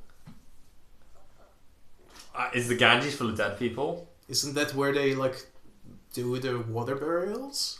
I don't think so. I'm pretty sure people drink out and bathe in it. Yes, they do. That's the problem. It's a big river. Indeed. So, yeah. Full of corpses. But speaking of clones corpses that may or may not exist, I just want to say about clone corpses, you see when Axe explodes, you see his body in space. Very fun. Yeah, so when like Ahsoka is like, Axe, no! You see like when he explodes, you see his body getting flung out. He's like, Jesus Christ, this is a kid's show. Someone spent probably 6 hours animating that shot. Probably. And they were like, this is appropriate. You know, kids, you gotta teach them while they're young that space isn't fun. Yeah. But in Star Wars space, someone can hear you scream, apparently. Yeah. We will probably talk about that in season 2. Why? Because aliens. Oh, yes. Because brain invaders, is that what Brain invaders. Yeah, the most B movie, but also aliens episode. Yeah, freaky, but I really liked it. That's like episode 5 or something. I remember, not Brain Invaders, but the one before. My friend, when he watched that when it came on air, he was eating spaghetti, and he said he was scarred when it came on air. They're on. Yeah, he said like I really regretted eating spaghetti while watching that episode. Oh, is that why Jack calls themselves Spaghetti Regret on Jackbox games? Spaghetti Regret. Yeah, or Spaghetti Boy. Spag Boy. I don't know what. They really threw a spaghetti in the works. Ooh. But what I was going to say about bloody expanding stuff on clones. Yeah. Do you remember this clone called Wooly who gets named and then never even freaking appears? Yeah, because he was next to Cody. Yeah, he was next to Waxer and Boyle, and then he went a different direction and you don't see him But again. he hung around with Cody. Maybe. It was Waxer and Boyle split off and they were called Slackers later. Even though they basically ensured that the plan wins. Yeah, I mean, that was only after they got called Slackers, though. Yeah. He was, for a bit, seemed that he would be pretty important, but he never really was. Who, Wooly? Wooly. Well, they just mention clones' names all the time, though. But this one kept popping up a couple times. He was cut out of the movie. Wooly was going to be in the movie? Yeah. Why? I don't know. He's part of 212. He was calling a medic or being called a medic or had a medic called for him. And he was also kind of in one of those IDW comics that I mentioned ages ago, and we went on a tangent about Vader and Kevin McLeod or whatever his name is. Finis McLeod. Yeah. Like Fox McCloud, probably. Wow. Who has metal feet like Django and Boba Fett. No, Django doesn't have. Django doesn't jingle Django. Yeah. Why do we call it that then? I don't know. Why do we call it Jingle Django, Django Bango's Jingle Django if Django Bango doesn't jingle Django? Because Django Bango's Jingle Django doesn't exist, whereas Bango Bango's Jingle Django does exist. This makes sense in context. Damn it. But yeah, Wooly was in, I believe, the third chapter of from 2020 actually of Clone Battle Tales or something like that. Yeah. He gets captured on a planet called Crystar, where the local people are trying to sell clones to a Trandoshan bounty hunter. Is it? It's not Ganacht. Okay. But he gets sprung from jail by Wax and Boyle, and that planet is ruled by Ovisians, who you might know as the race that Bulio is. You know that guy from episode 9 who gets his head cut off by Kylo Ren? What? Yeah. What? It's not that guy, but it's the same race. Yeah. That's like the only 3 places where you see them is that movie, this comic, and Battlefront 2, where you can play as them. Yeah. Bulio, what an iconic character, voiced by Mark Hamill. Really? Yes. It was like, win the war! Win the war! Yeah. I love Mark Hamill. Yeah. He's such an iconic person. Mm-hmm. It's, Waxer, at least he has some backstory to him. And, IDW, I think they added a bunch of backstory for Wolf of all people as well. Yeah, you said. From when he was, on Camino training. Yeah. With a guy called Heater or something like that. Heater. Or like a toaster, something like that. Talkie Toaster. Yes. Wolf, Commander Wolf was taught by Talkie Toaster the arts of war.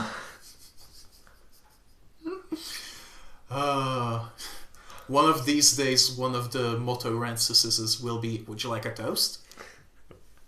I want some crepes. Why does the toaster make crepes? I don't know. He makes a lot of things. I mean, it is a future toaster. It's still shaped like it's just a talking toaster. It's a talking toaster with 2 slots. Yeah. Toasters have 2 slots. Yeah, but you would think a future toaster would have more than 2 slots. Like, normally toasters have 4, don't they?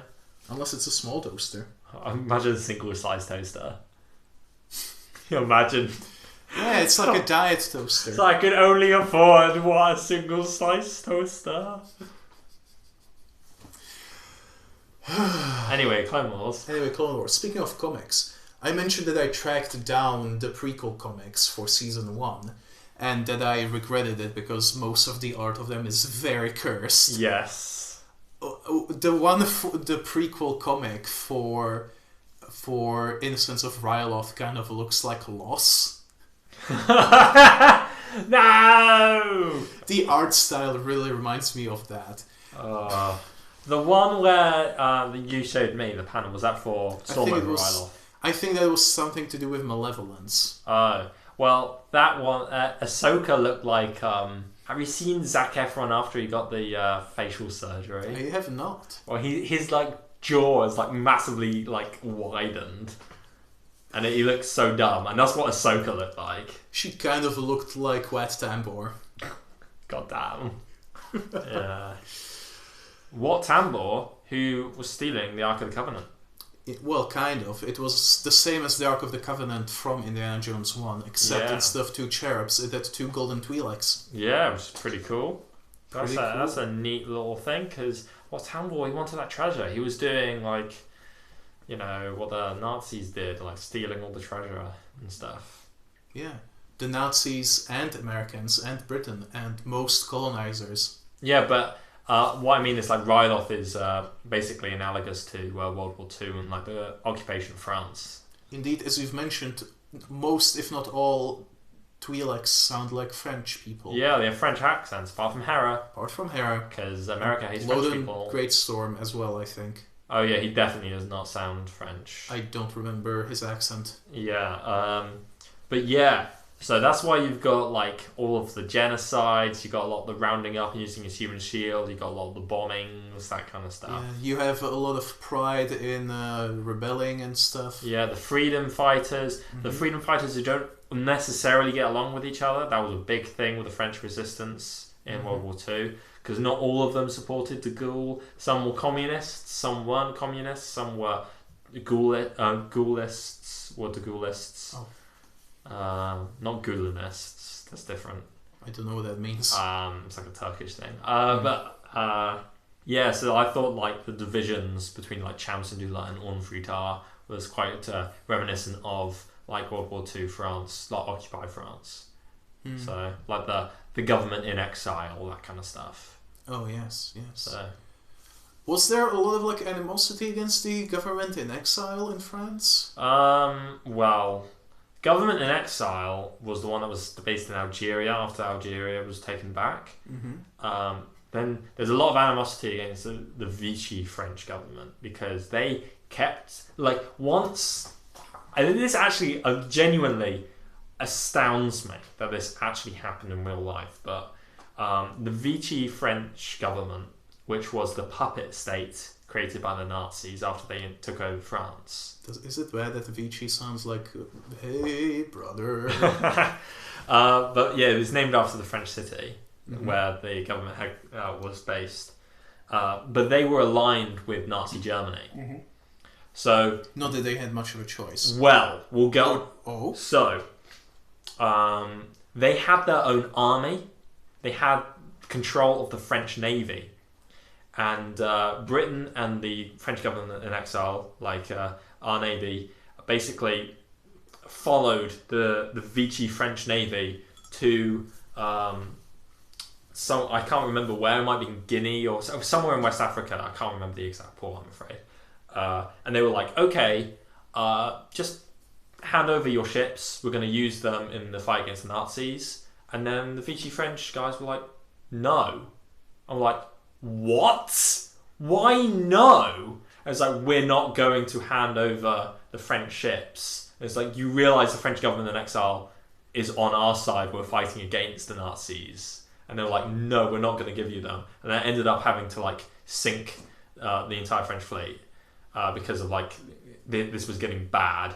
And then like when Morocco was being taken back from the Vichy French put up a fight. Why didn't they fucking surrender? The only time the French didn't surrender. Yeah, it was when they were fighting against fucking allies. And the same thing happened in Syria as well, because France controlled Syria. So France was then... Vichy France controlled Syria after the occupation. And so instead of surrendering like the French officers did, they kept on fighting against British and Indian troops who invaded Syria, or tried to like take Syria because it was pretty important in those days, and still now. But the worst thing is to me, is that most of the Vichy French troops were colonial troops, and it was the officers who were French. Right. Which really just makes me angry that they got friggin' Algerian soldiers killed for no reason whatsoever. For no reason. It just makes me so angry, and not many people know about it because it's just such a ridiculous scenario. It's like, why? Sorry about this tangent about World War II. Yeah, a little segment that I like to call Earth Wars. Earth Wars, yeah. World Wars, I guess, as opposed to Star Wars. Yeah, a single star. Yeah. Star War. Soul Wars. Soul War, yeah. That sounds like a thing. Soul War. Yeah, Soul War. I do that to my shoes sometimes. Yeah, you wear them down. I'll wear them down, yeah. Yike. Big yike. Ooh. Singular yike, but yes. I do want to talk about Star Wars this time. Mm-hmm. Specifically, so all of the different clone legions and stuff. So we have like the 501st with Anakin's lot and his navy, where his sort of fleet. That's pretty cool. So like all the pirates, they got the blue markings. You got Ghost Company, which is part of the 212th. That's part of Obi-Wan's lot. They have orange markings. They have orange markings, and then you've got Mace Windu's lot. Lightning Squadron. Yes. And now they are actually tank boys. Sorry? They're tank boys. They're tank boys, but they're actually part of the 91st Reconnaissance Corps, which you may know is where Commander Neo from Episode 3, he is part of the 91st Reconnaissance Corps. Remind me who Commander Neo is? He's the guy on the speeder that fucking... kills fake Adigalia. Yes. Remember what her name is? Oh, I thought it was Adigalia, but I guess no, Adigalia gets killed by Savage. The other one.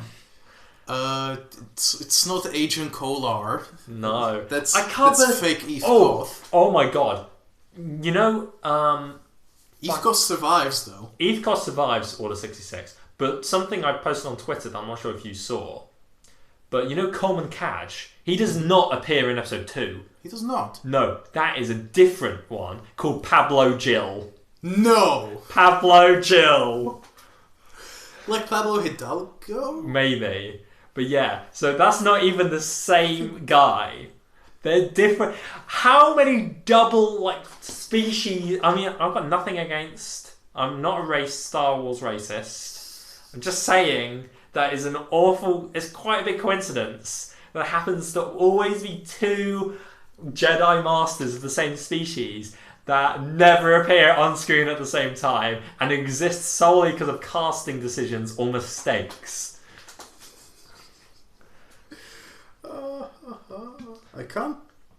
I can't find fake Adigalia. Yeah, I can't remember her name. It's something like Adigalia. I don't think it's a similar name.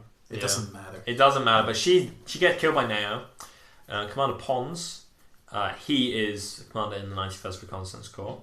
I'm pretty sure actually wasn't confirmed until the Bad Batch arc, well, the reels of the Bad Batch arc, that they were 100% of 91st Reconnaissance Corps.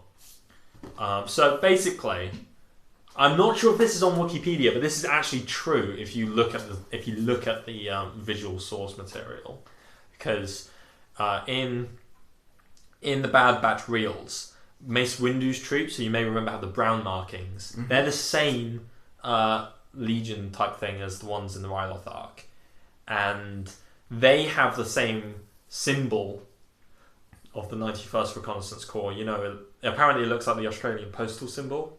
Yeah, I would know what that looks like. Well, I mean, I'm just saying to anyone who... yeah, it's fine. Yeah, but they have the same symbol but in brown. So they're...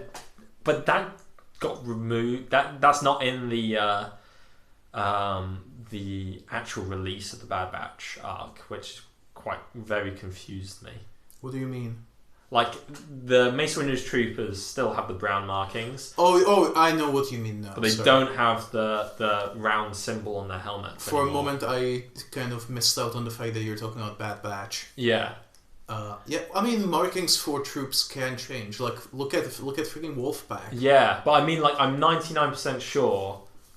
Like, I would say I'm 100% sure they are 91st Reconnaissance Corps, but the ones under Mace Windu wear brown, whereas other ones, like as commanded by Commander Neo, don't have that and have the red symbols.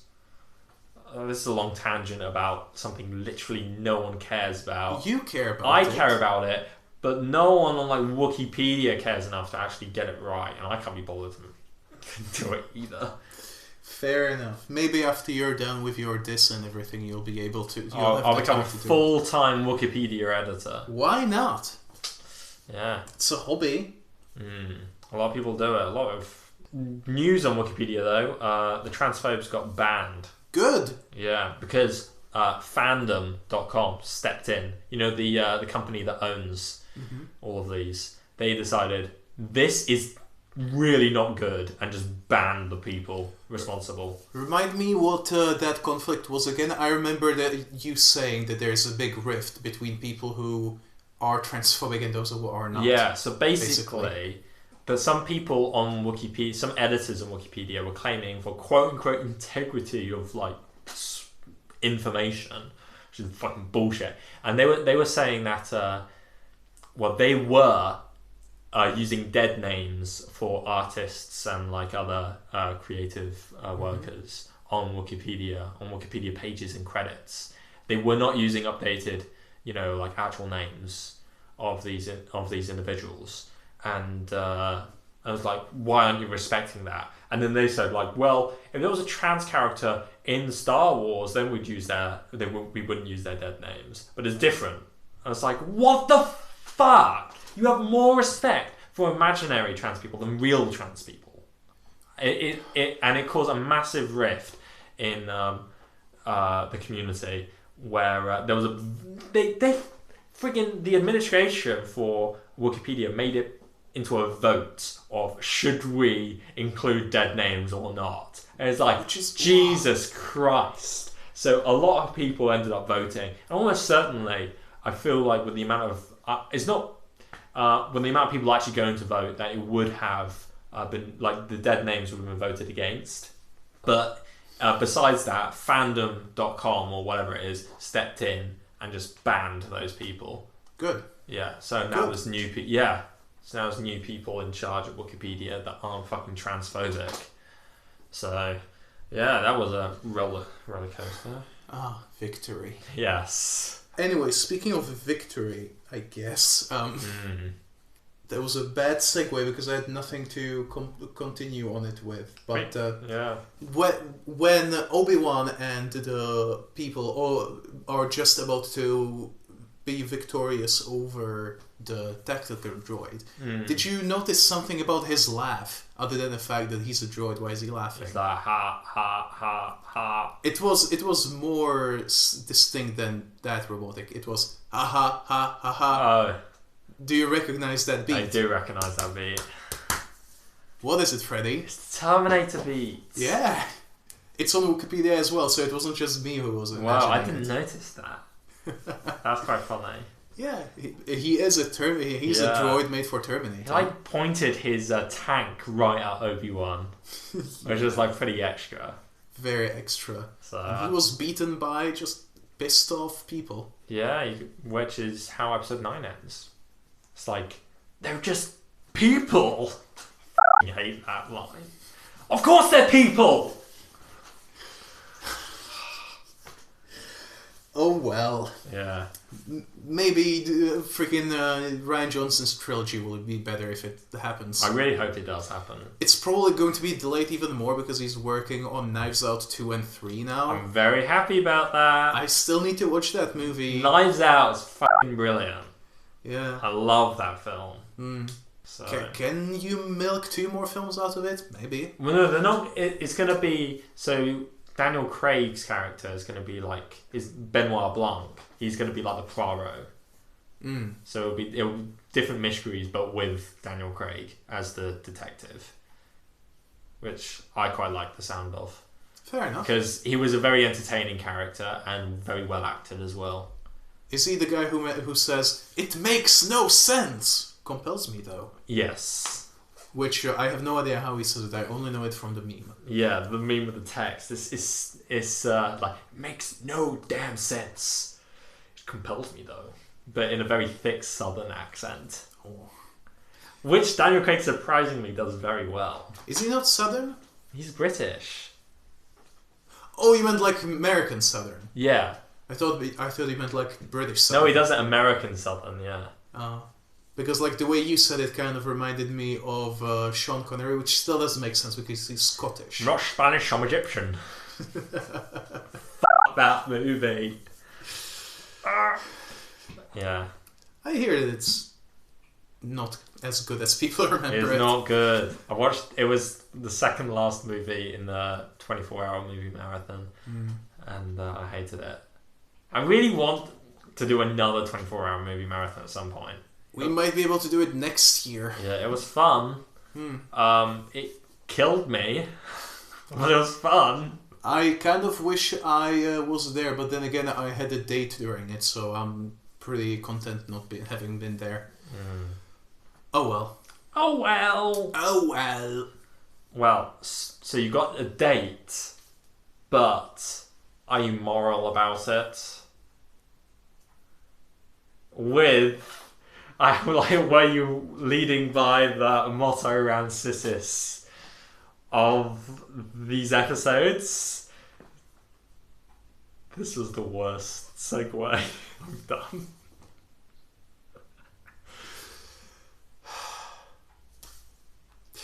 We already talked about what motto Rancisis is about. We talk about the mottos, oddly enough. Oddly Rancisis. Yeah. Let's talk about the first one, shall we? Yeah. It's a rough road that leads to the heights of greatness. Rough road, supplementing getting your entire squadron killed and an entire Venator blown up. And then being a little sad about it. Yeah, for about 5 minutes. Yeah. But she was sort of forced to come up with a new plan in not that much time. And she did it well, so... Yeah.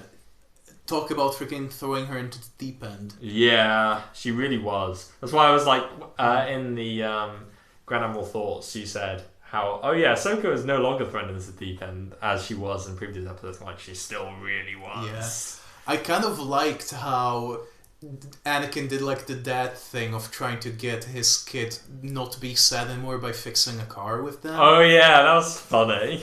Yeah.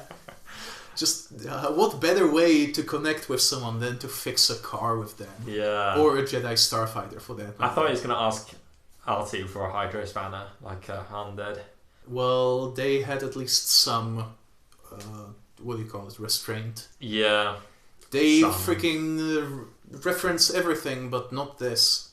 Yeah. No bad feelings about anything in these 3 episodes either. I was thinking that, yeah, that's a good point. Yeah, they really front-loaded it then. Yeah. The next motto is, the cost of war can never be truly accounted for.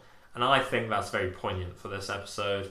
Yes, because the cost of war is freaking kids are starving and everyone is having a fucking bad time. Everyone's having a bad time. Kids are starving. The entire city got pretty much destroyed. Noma's home's destroyed.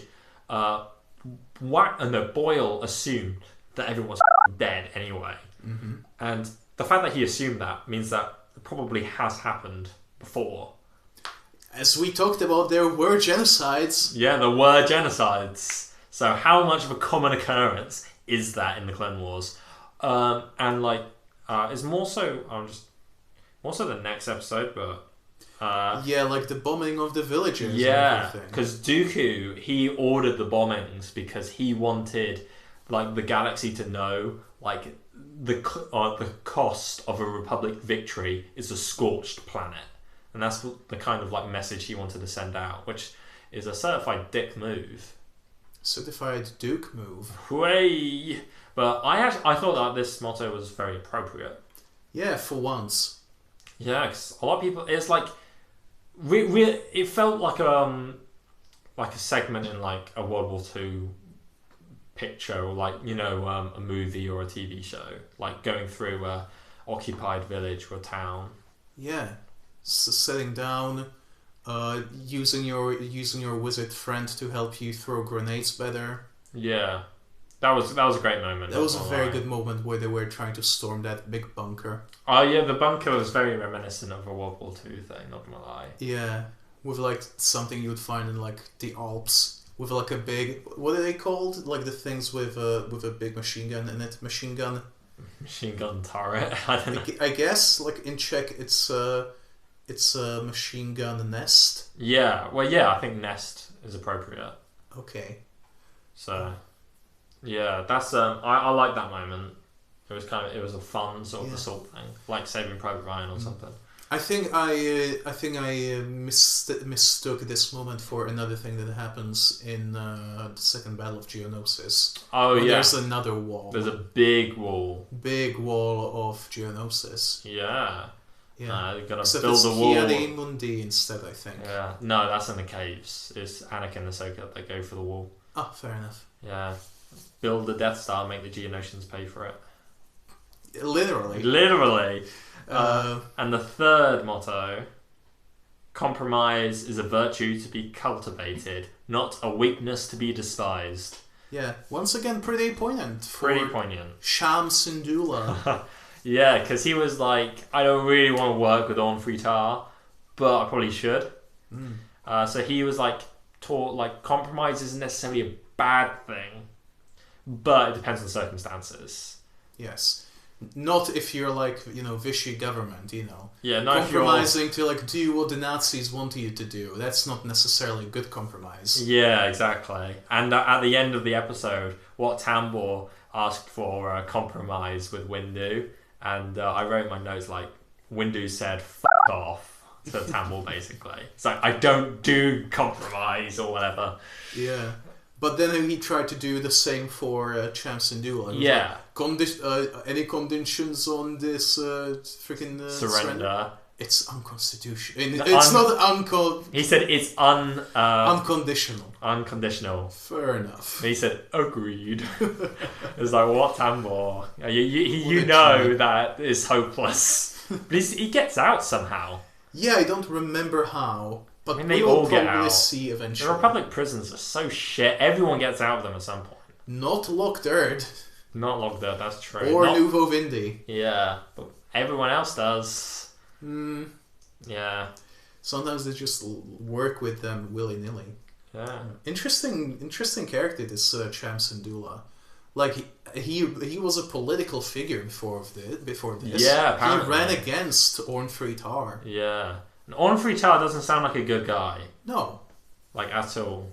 Yeah, they keep saying how, like, all he does is, like, get rich and fat and eats a lot in the Senate. That's literally all he does. Yeah, and doesn't do much else. Yeah. I never know if he's, even after the Empire, if he's, like, a Palpatine sympathizer, but I wouldn't be surprised. Yeah, I think he's, like, literally the epitome of, like, a fat politician eating, like, engorging himself while his people starve. Mm-hmm. Is literally the epitome of that. Yes. So, yeah. And I got a feeling I feel like there were no elections during the Clone Wars, even on a planetary basis, for, like, senators, so... unless the senators, like, died, like, they did change senators for... Is it not Ord Mantell? The blue people. In Trespass. Pantorans, yeah. Yeah, but I don't think that was an election, though. I think that was circumstances that we'll probably get to in, is it season 3? Oh, yeah. I forgot that George Lucas is in there. Yeah, well, George Lucas himself. Yeah, well... I don't think he voices that character. No, but he has a gun. He does have a gun. Greedo's in that episode. Does he shoot first? No. he has a mental breakdown. I don't remember Greedo in the Clone Wars. Yeah, Greedo's in Clone Wars. Fuck. Yeah. Okay, we'll get to it. And he speaks English. So... I mean, he understands English, so I wouldn't be surprised if he spoke it as well. Yeah. Like most Rhodians either speak English or understand it anyway. Yeah. Like in Spunkstone. Everything goes back with Uncle, what's his name? don't fucking know. Uncle... I don't know, yeah. It doesn't matter that much. Yeah. They're not related by blood anyway. No. Yeah, so I think the motto Rancises were poignant for this. Well, appropriate. I was going to say though about Cham Syndulla, he kind of reminds me of like sequels Leia in this. Well, before sequels Leia. Yeah. How he's not able to get what he wants like politically, so he has to build a resistance. Yeah, that's true. They literally call it the resistance. Well, I mean, that's because it literally is a resistance. Yes. Yeah. And did you know that there was like a literal Cold War before the sequel trilogy? Like they called it the Cold War between the New Republic and... Seriously? Yes. And freaking Temin Wexley says, well, this Cold War seems like a pretty hot war to me, am I right? Jesus Christ. Temin Wexley, aka Snap Wexley. Yeah. AKA Fart at his wedding Wexley. AKA Wedge Antilles' stepson. AKA... No, adopted son. Yeah. AKA nice flying, Lando. God damn it. JJ, why? Yeah, but one more thing about Cham Syndulla before we freaking move on to light side and the other things. Yeah.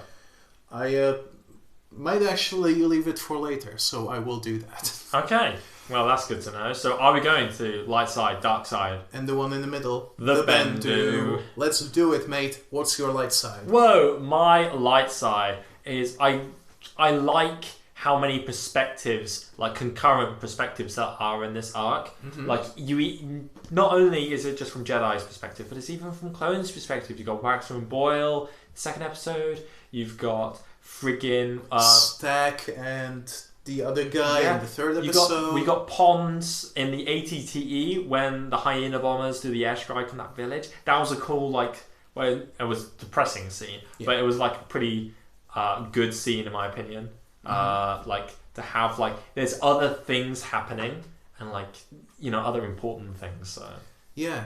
It was kind of, again, like Spunkstone, where we had like a through line for a three-parter, but each of them was very different tone. I think this one was more similar on the tone. More connected as well. Yes. And better, I would say. Yeah. Even though Spunkstone Trilogy was very... The Spunkstone Trilogy! Yes! Even though Gunray Captured was a very good trilogy itself. Yeah, I think this is a through line where all three characters, or like Mace Windu, Anakin, and Kenobi are doing things all at the same time. Anakin like takes part in the aerial fight in the third episode. I think that's interesting how it's all connected. Less so with Obi-Wan, but that doesn't matter. Yeah, well, he's fighting in a desert, so he already conquered the desert. He did conquer the desert. Yeah. Lesu City was like the last bastion in the southern hemisphere, presumably. I believe so. Yes. So they switched the Eastern Hemisphere, Western Hemisphere to the North and South Hemisphere just to fuck with us. Well, East and Western Hemisphere, North and Western Hemisphere are on Earth as well. Yeah. No, I know, but... Oh, you mean like they went to another entire part of the... Yeah, it's like they switched the dichotomy instead of being East and West to North and South. Mm. It wouldn't be a confusing thing if it wasn't confusing. Yeah. What is your light side? My light side? Has it got something to do with Cham Syndulla? No, actually. My light side has something to do with Thrawn and Ahsoka and the Ring Theory. Yeah. Yes, indeed. It's that freaking sideways Venator trick that I liked so much that it was literally like one of the things I remembered the most clearly from season 1. Yeah. All the way back from 2009 when I first saw it. Yeah. Like all the way through like these 21 episodes, I was like, when is that going to happen? That was so cool. I want to see it again. And I was so happy to finally witness it in Storm over Ryloth. It was pretty cool. I might be it was cool. I might be slightly overselling it, but I was so happy to see it. Yeah. And like to know now that freaking Thrawn references Ahsoka in that very moment as like his inspiration for it. In Rebels, I assume, or maybe one of the books. I think it might have been the book. Fair enough. In either case, I just love it so much. Yeah. That whole freaking space stuff, it was... Really appreciated. Yeah. Another reference that happened in the space stuff, by the way. Did you notice when all the vulture droids were kamikazing the Venator, and one of them hits the bridge? Much like in episode 6. Exactly. I don't think they were kamikazing, though, because the one that hits the bridge was damaged. No, so many of them were just crashing into the ship. I was pretty sure that was on purpose. But how... But, I mean, from a animation, from a rendering point of view, would you really want to keep putting small fires on a load of small vulture droids? Like, I'm not sure if they were intentionally doing it or like, not. they could have not made all of them crash. Yeah, that's true. You know? But I'm pretty sure it was on purpose. Mm. Like, they kind of feel like they are low-key shaped to breach holes with their own bodies. Yeah, that's also true. Which I don't think we've ever seen them do. And I guess because they didn't have any more fighters to engage, that they may as well just go... Yeah. And they do cause a lot of damage. Hell yeah, they almost killed Wolf. Yeah. Yeah. They even said, like, we're out of time, or, you know, it's too late, or whatever they say in episode 6, the same line. I'm pretty sure. That Piet and the other officer says. Piet? Yeah, no, Piet is on the bridge of the Executor, isn't he? Pretty sure he is, yeah. Yeah, but it's the other guy that says it. He's like, it's too late. Mm-hmm. Yeah, cool things. Very cool. Yeah. It wasn't technically in that same maneuver, but, you know. Yeah. It led to it, and I liked it. So there. It's my light side. Deal with it. Good. But speaking of haters, what's your dark side? Well, it actually involves something on a Venator. Whoa! One could say a planning scene for your light side. And that is the dreaded return of characters hearing something from out of earshot. And that is Yularen hearing the plan, even though he wasn't in the room. It's just a fucking not good trope. Wolf Yularen might be an angel, but Hey! he sure acts like one for all the wrong reasons. Yeah. Yeah. Now that you mention it, I did actually dislike that. But I knew you would. That's why I thought you may have the same. I honestly kind of forgot about it. I couldn't really think of anything else I disliked. Because my dark side is way more nitpicky than this. Well, what is your dark side? It's one of my favorite things. Lines that seem like they were recorded in a very different session and really do not fit the scene or anything at all. And it's from Innocence of Ryloth. Oh. Do you, by any chance, know which one it is or why? Is it something Obi-Wan says? It's something one of the clones says. Oh. Therefore, I have no idea who actually it was. Is it racial slur? It is not, in fact. That narrows it down. It's like a pseudo-philosophical thing. Where is it, though? In Innocence of Ryloth. Mm-hmm. It's like, cities are defined by their inhabitants, not the buildings. Where is everyone? I thought that Cody said that. He wasn't there. Was he not? I thought he was. I'm pretty sure it was Wooly, Waxer, and Boyle. No, and that was before. That was when all of them just got into the city. I thought it was Cody that said it.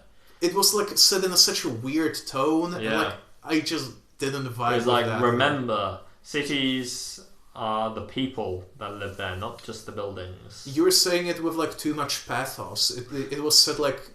It was like as if like Echo in Rookies said it when he was reciting the protocols. Oh, God. Maybe he was reciting the protocol. Maybe that's Order 12. Order 12 is cities are defined by their people. Yes. Not the buildings. Asgard is not a place, it's a people.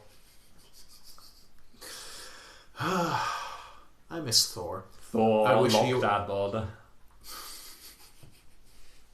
Lock that bot Thor, yes, my favorite Neimoidian Asgardian. Yes. Imagine if instead of playing Fortnite with Korg, he was just making weapons of mass destruction. Chemical weapons. if he just started a new Vietnam War. Oh, that would be. It would be bad. Oh yeah, bad. It would be bad, yeah. But yeah, speaking of bad, that was my dark side. Kind of nitpicky, but I understand. it stood out to me. Yeah. And it's a small thing in a very good arc, so.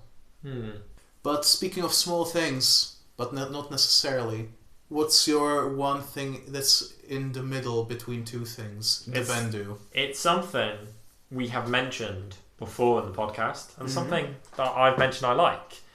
And it's that the Lucre Hulk have the Separatist painting on it, because that's something George Lucas was adamant at. That because these Lucre Hulks, the giant donut spaceships, are not owned by the Trade Federation, and they're Separatist ones, so they should have Separatist markings on them. Yeah, and they should be like blue and green as opposed to not green, or like blue and darker blue or something like that. Have we ever seen municipal battle cruisers? Oh, sorry, Lucre Hulks. Never mind. Yeah, I think this is the first time we see a Lucre Hulk. I think we've seen like one of them before, but maybe like without the donut. Yeah, maybe. Oh yeah. That was they're called something. They're called like tactical spheres or something. Battle spheres. Yeah, we see one in Duel of the Droids. Yeah. So yeah, that was in the Glob-Go-Gab-Galab episode. Grievous voiced my droid. Back in the grim days of B Word. Yeah, in the apex of B Word. In the A of B. Yeah. But yeah, I just thought it was pretty neat. I do like that attention to detail, because like a lesser show would not bother. Exactly. Even like, why would they need to? Yeah. Like, even a lesser movie would not care about like what ships they put in a scene. Because they just want so many of them. They just put like 5 ghosts in that. 5 Hans Freighter. Yeah. Hans Freighter, yes. Yeah, there's like loads of them. No, like, it sounds like it's the cousin of Hans Gerst. Oh! Hans Freighter. Hans Gerst. That's going to take... Should we explain that or not? I don't think so. Okay, good. Hans Freighter. Oh, yeah. Next time we're playing Euro Truck Simulator, I'm going to name my character Hans Freighter. Freiter. Like Fritter. Fritter. Yeah. What were you were about to say something like Nuvo Vindi. Yeah, he's also German, like Hans Freider. Or whatever. Yeah.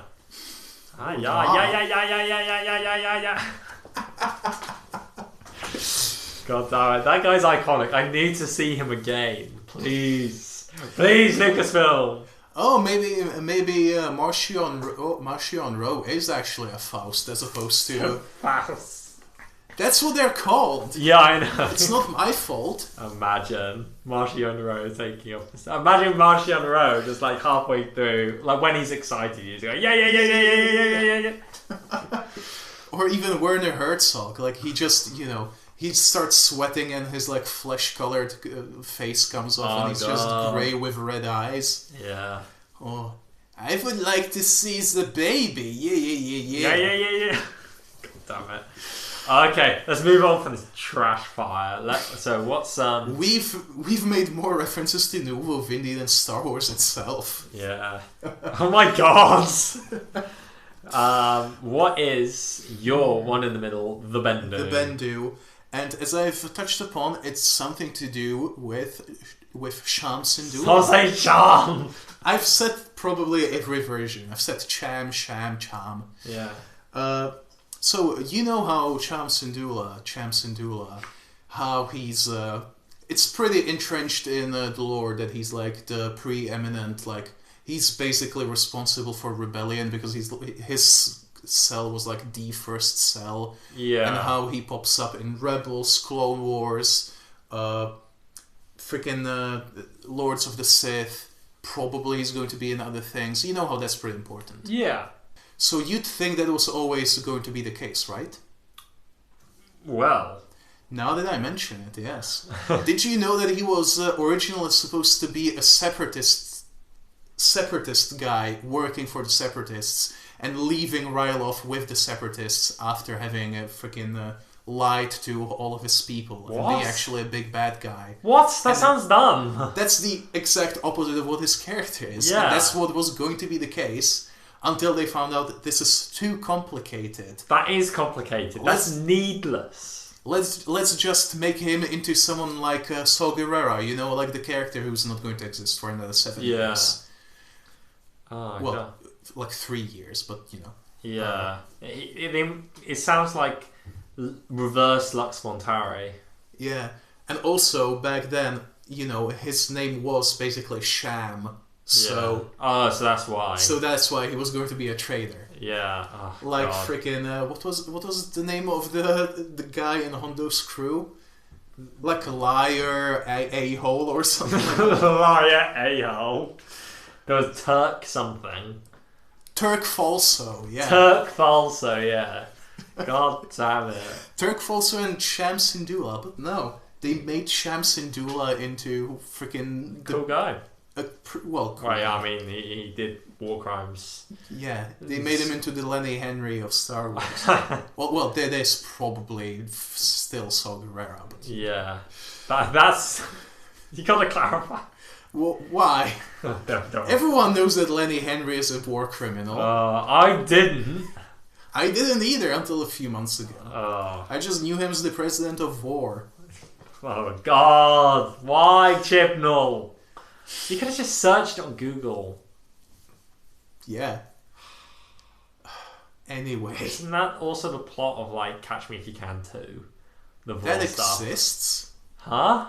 There's a Catch Me If You Can too. Yeah, Daniel Radcliffe has like got loads of he's in it, and he's trying to control the world with his new phone company, and that is also basically a rip-off of Kingsman. Rip-off of Kingsman? How old is that movie? Well, Catch Me If You Can too. Yeah. Like reasonably recent. Really? Yeah, it's not that good. Yeah, obviously. It's not by Spielberg either. Not Catch Me If You Can. Fuck. Oh God, I'm talking about Now You See Me. Oh. I'm so sorry. It's a very different movie. It's a very different movie. A very bad movie according to Mr. Stanley Movies. I'm so sorry, guys. I'm a fake everything. You're a fake magic Look, fan. the titles, Now You See Me and Catch Me If You Can, they're similar enough. Sure. Sure, Syndulla. I was literally going to say that too. I think we are at a point where my mind is melting. I'm getting confused between a Spielberg movie and a shit magic movie. Well, that's what... Not BDSM, BFG is... That's the BFG? The Big Friendly Giant? Are you completely ignoring the fact that I almost call it the BDSM? I mean, yeah. But, like... we were talking about Vor earlier, so it's not too out of the blue. Well, it is pretty blue, though. Whoa. Well, Vor. Yeah. Blue jokes, you know? Blue, like oh, sexual. well, we do. So like Loden Greatstorm. That, yeah. I thought he was green. Oh, no. Well, I was going to say that Vor appears quite a lot in Mandalorian Season 2. Remember? No. This was an extended discussion in our Saw Gerrera episode of Vor in Star Wars. Our third episode of all time. Oh yeah, Star Vor. Wait, Saw Gerrera was our second... No.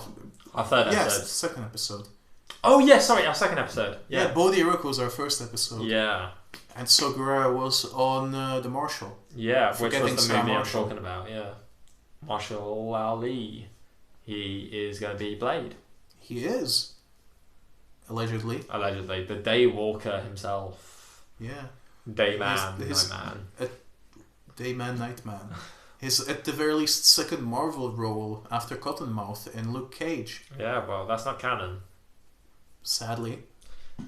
I like the first half of that series. I haven't seen any of them. Of Luke Cage or none of Netflix? I've not seen any of the Netflix ones. Dude! I've seen the first episode of Daredevil. Did you not like it? I mean, I watched it with the Society thing. Oh yeah. Watch at least Daredevil, man. At some point I will. It's good. And at least season 1 of Jessica Jones. Well, I would say that's like on par with first season of Daredevil as the best stuff that Marvel has done in the TV department up to that point. fair enough. Is it as good as season 1 of Clone Wars? Better. Whoa, controversial. That goes against the sentiment. Season 1 of Clone Wars is meant to be god tier, and it gets better and better every time, Voiter. You can never forget, we're contractually obliged by Kathleen Kennedy and Brie Larson to tell us. Well, Clone Wars wasn't made by Disney, though. Oh, yeah. Well, God, we've spoken about the shit rumours and stuff before. Which ones? Like George Lucas firing Brie Larson. Oh, yes. Short for Brian Larson. Yeah, Brian the Larson. writer of Mr. with Thousand Moons, the worst episode of Clone Wars. Yeah. Thank you, Brian Larson. The fact that Mystery of a Thousand Moons is the worst episode in season 1 really says something about the quality of season 1. Yeah. It's great. It is great. So anybody who says season 1 of Clone Wars is bad, well, you're wrong. Yeah, you should go home and rethink your life. Yeah, bloody Sleaze Bagano. So... Sleaze Baguette. Sleaze Ogdo Bogdo from Bagano. Sleaze a Simpson. Or... God damn it. Sleemo Bagano. Oh. Oh yeah, did we mention last time that the Django Hood or whatever his name is, Jabo Hood says Sleemo to someone? Oh yeah, I wrote that down in my notes, but I forgot to say it. Yeah, because there's a lot of racial slurs in Star Wars. I don't think that Sleemo is a slur. It means like slimy, but you know. Oh yeah, could be. Anything's a slur if you phrase it as such. Everything's a slur. Everything's a slur. Did you know that Sleemo's a slur? We should not continue with that song. No, the racial slur song. If College Humor can do it, why not us? Oh, yeah, that's true. They did. Words that sound like racial slurs. No, they actually are racial slurs, but only in certain contexts. Oh, I thought the point was that they sound like racial slurs. No, spick and span definitely has a slur in it. It's just a different context. Oh. Yeah. Yiko. But it wasn't purpose, obviously. Yeah. And they did bleep the Nibre word. Yeah, goddamn. No Nibres in this episode. Yeah, like, I wasn't going to say, but I don't think that you will see any Nibres ever until that episode of Rebels. That makes me so sad. Yeah. Unless we're wrong. Unless there's Nibres in Bad Batch. Please, praise be a big Oppo. You know, it's not too unlikely. Yeah. What if Omega is a clone of King Neeb? I mean, that would be my a dream species-swapped King Neeb. It's better than a whitewashed clone. It is. Tweet us your prayers for Nibres to return on Air-Deraan, all one word. Speaking of whitewashed clones, though, in the IDW comic, I noticed that clones had much more variation in skin tones. Uh-oh. Which makes me very worried that they're seeding the possibility of a lighter-skinned female Django clone. No. I really would hate It really contrasts with like Falcon saying no blonde hair and blue eyes, and then you got Omega. At least Omega doesn't have blue eyes. Yeah. But we'll get to that next time on Air-Deraan. And cut. Subscribe to us on this channel on Air-Deraan, so that's on space Air-Deraan. Yes, or email us at on Air-Deraan, all one word, at gmail.com. Or tweet at us at on Air-Deraan, all one word. Yeah, so you can tell that a lot of our handles are the same thing, and you can, if you wanted to listen to this podcast on another platform like Spotify or Podbean or what the other one, Pocket Casts, if you're cheeky. Snoo. No. We've talked about recording on stereo live. We've talked about it, but are we ever going to do that? Maybe one day. Maybe next time. If the microphone can be plugged into a computer, which I don't. It is right now. now. No, but I mean, I don't think you can record a pocket a stereo on a computer. We will see. We shall see. We saw she is like to say. And if, we're not on your podcatcher of choice, reach out to us and we'll make it happen. I'm very apologise that we can't really put it on iTunes. Because we are too cheap to have an Apple product. Yeah, thumbs up. Thumbs up. Thumbs up. Thumbs up. Thumbs up. Thumbs up. Thumbs up. Thumbs down! Should we just end it like that? Yeah, why not? You may fire when ready.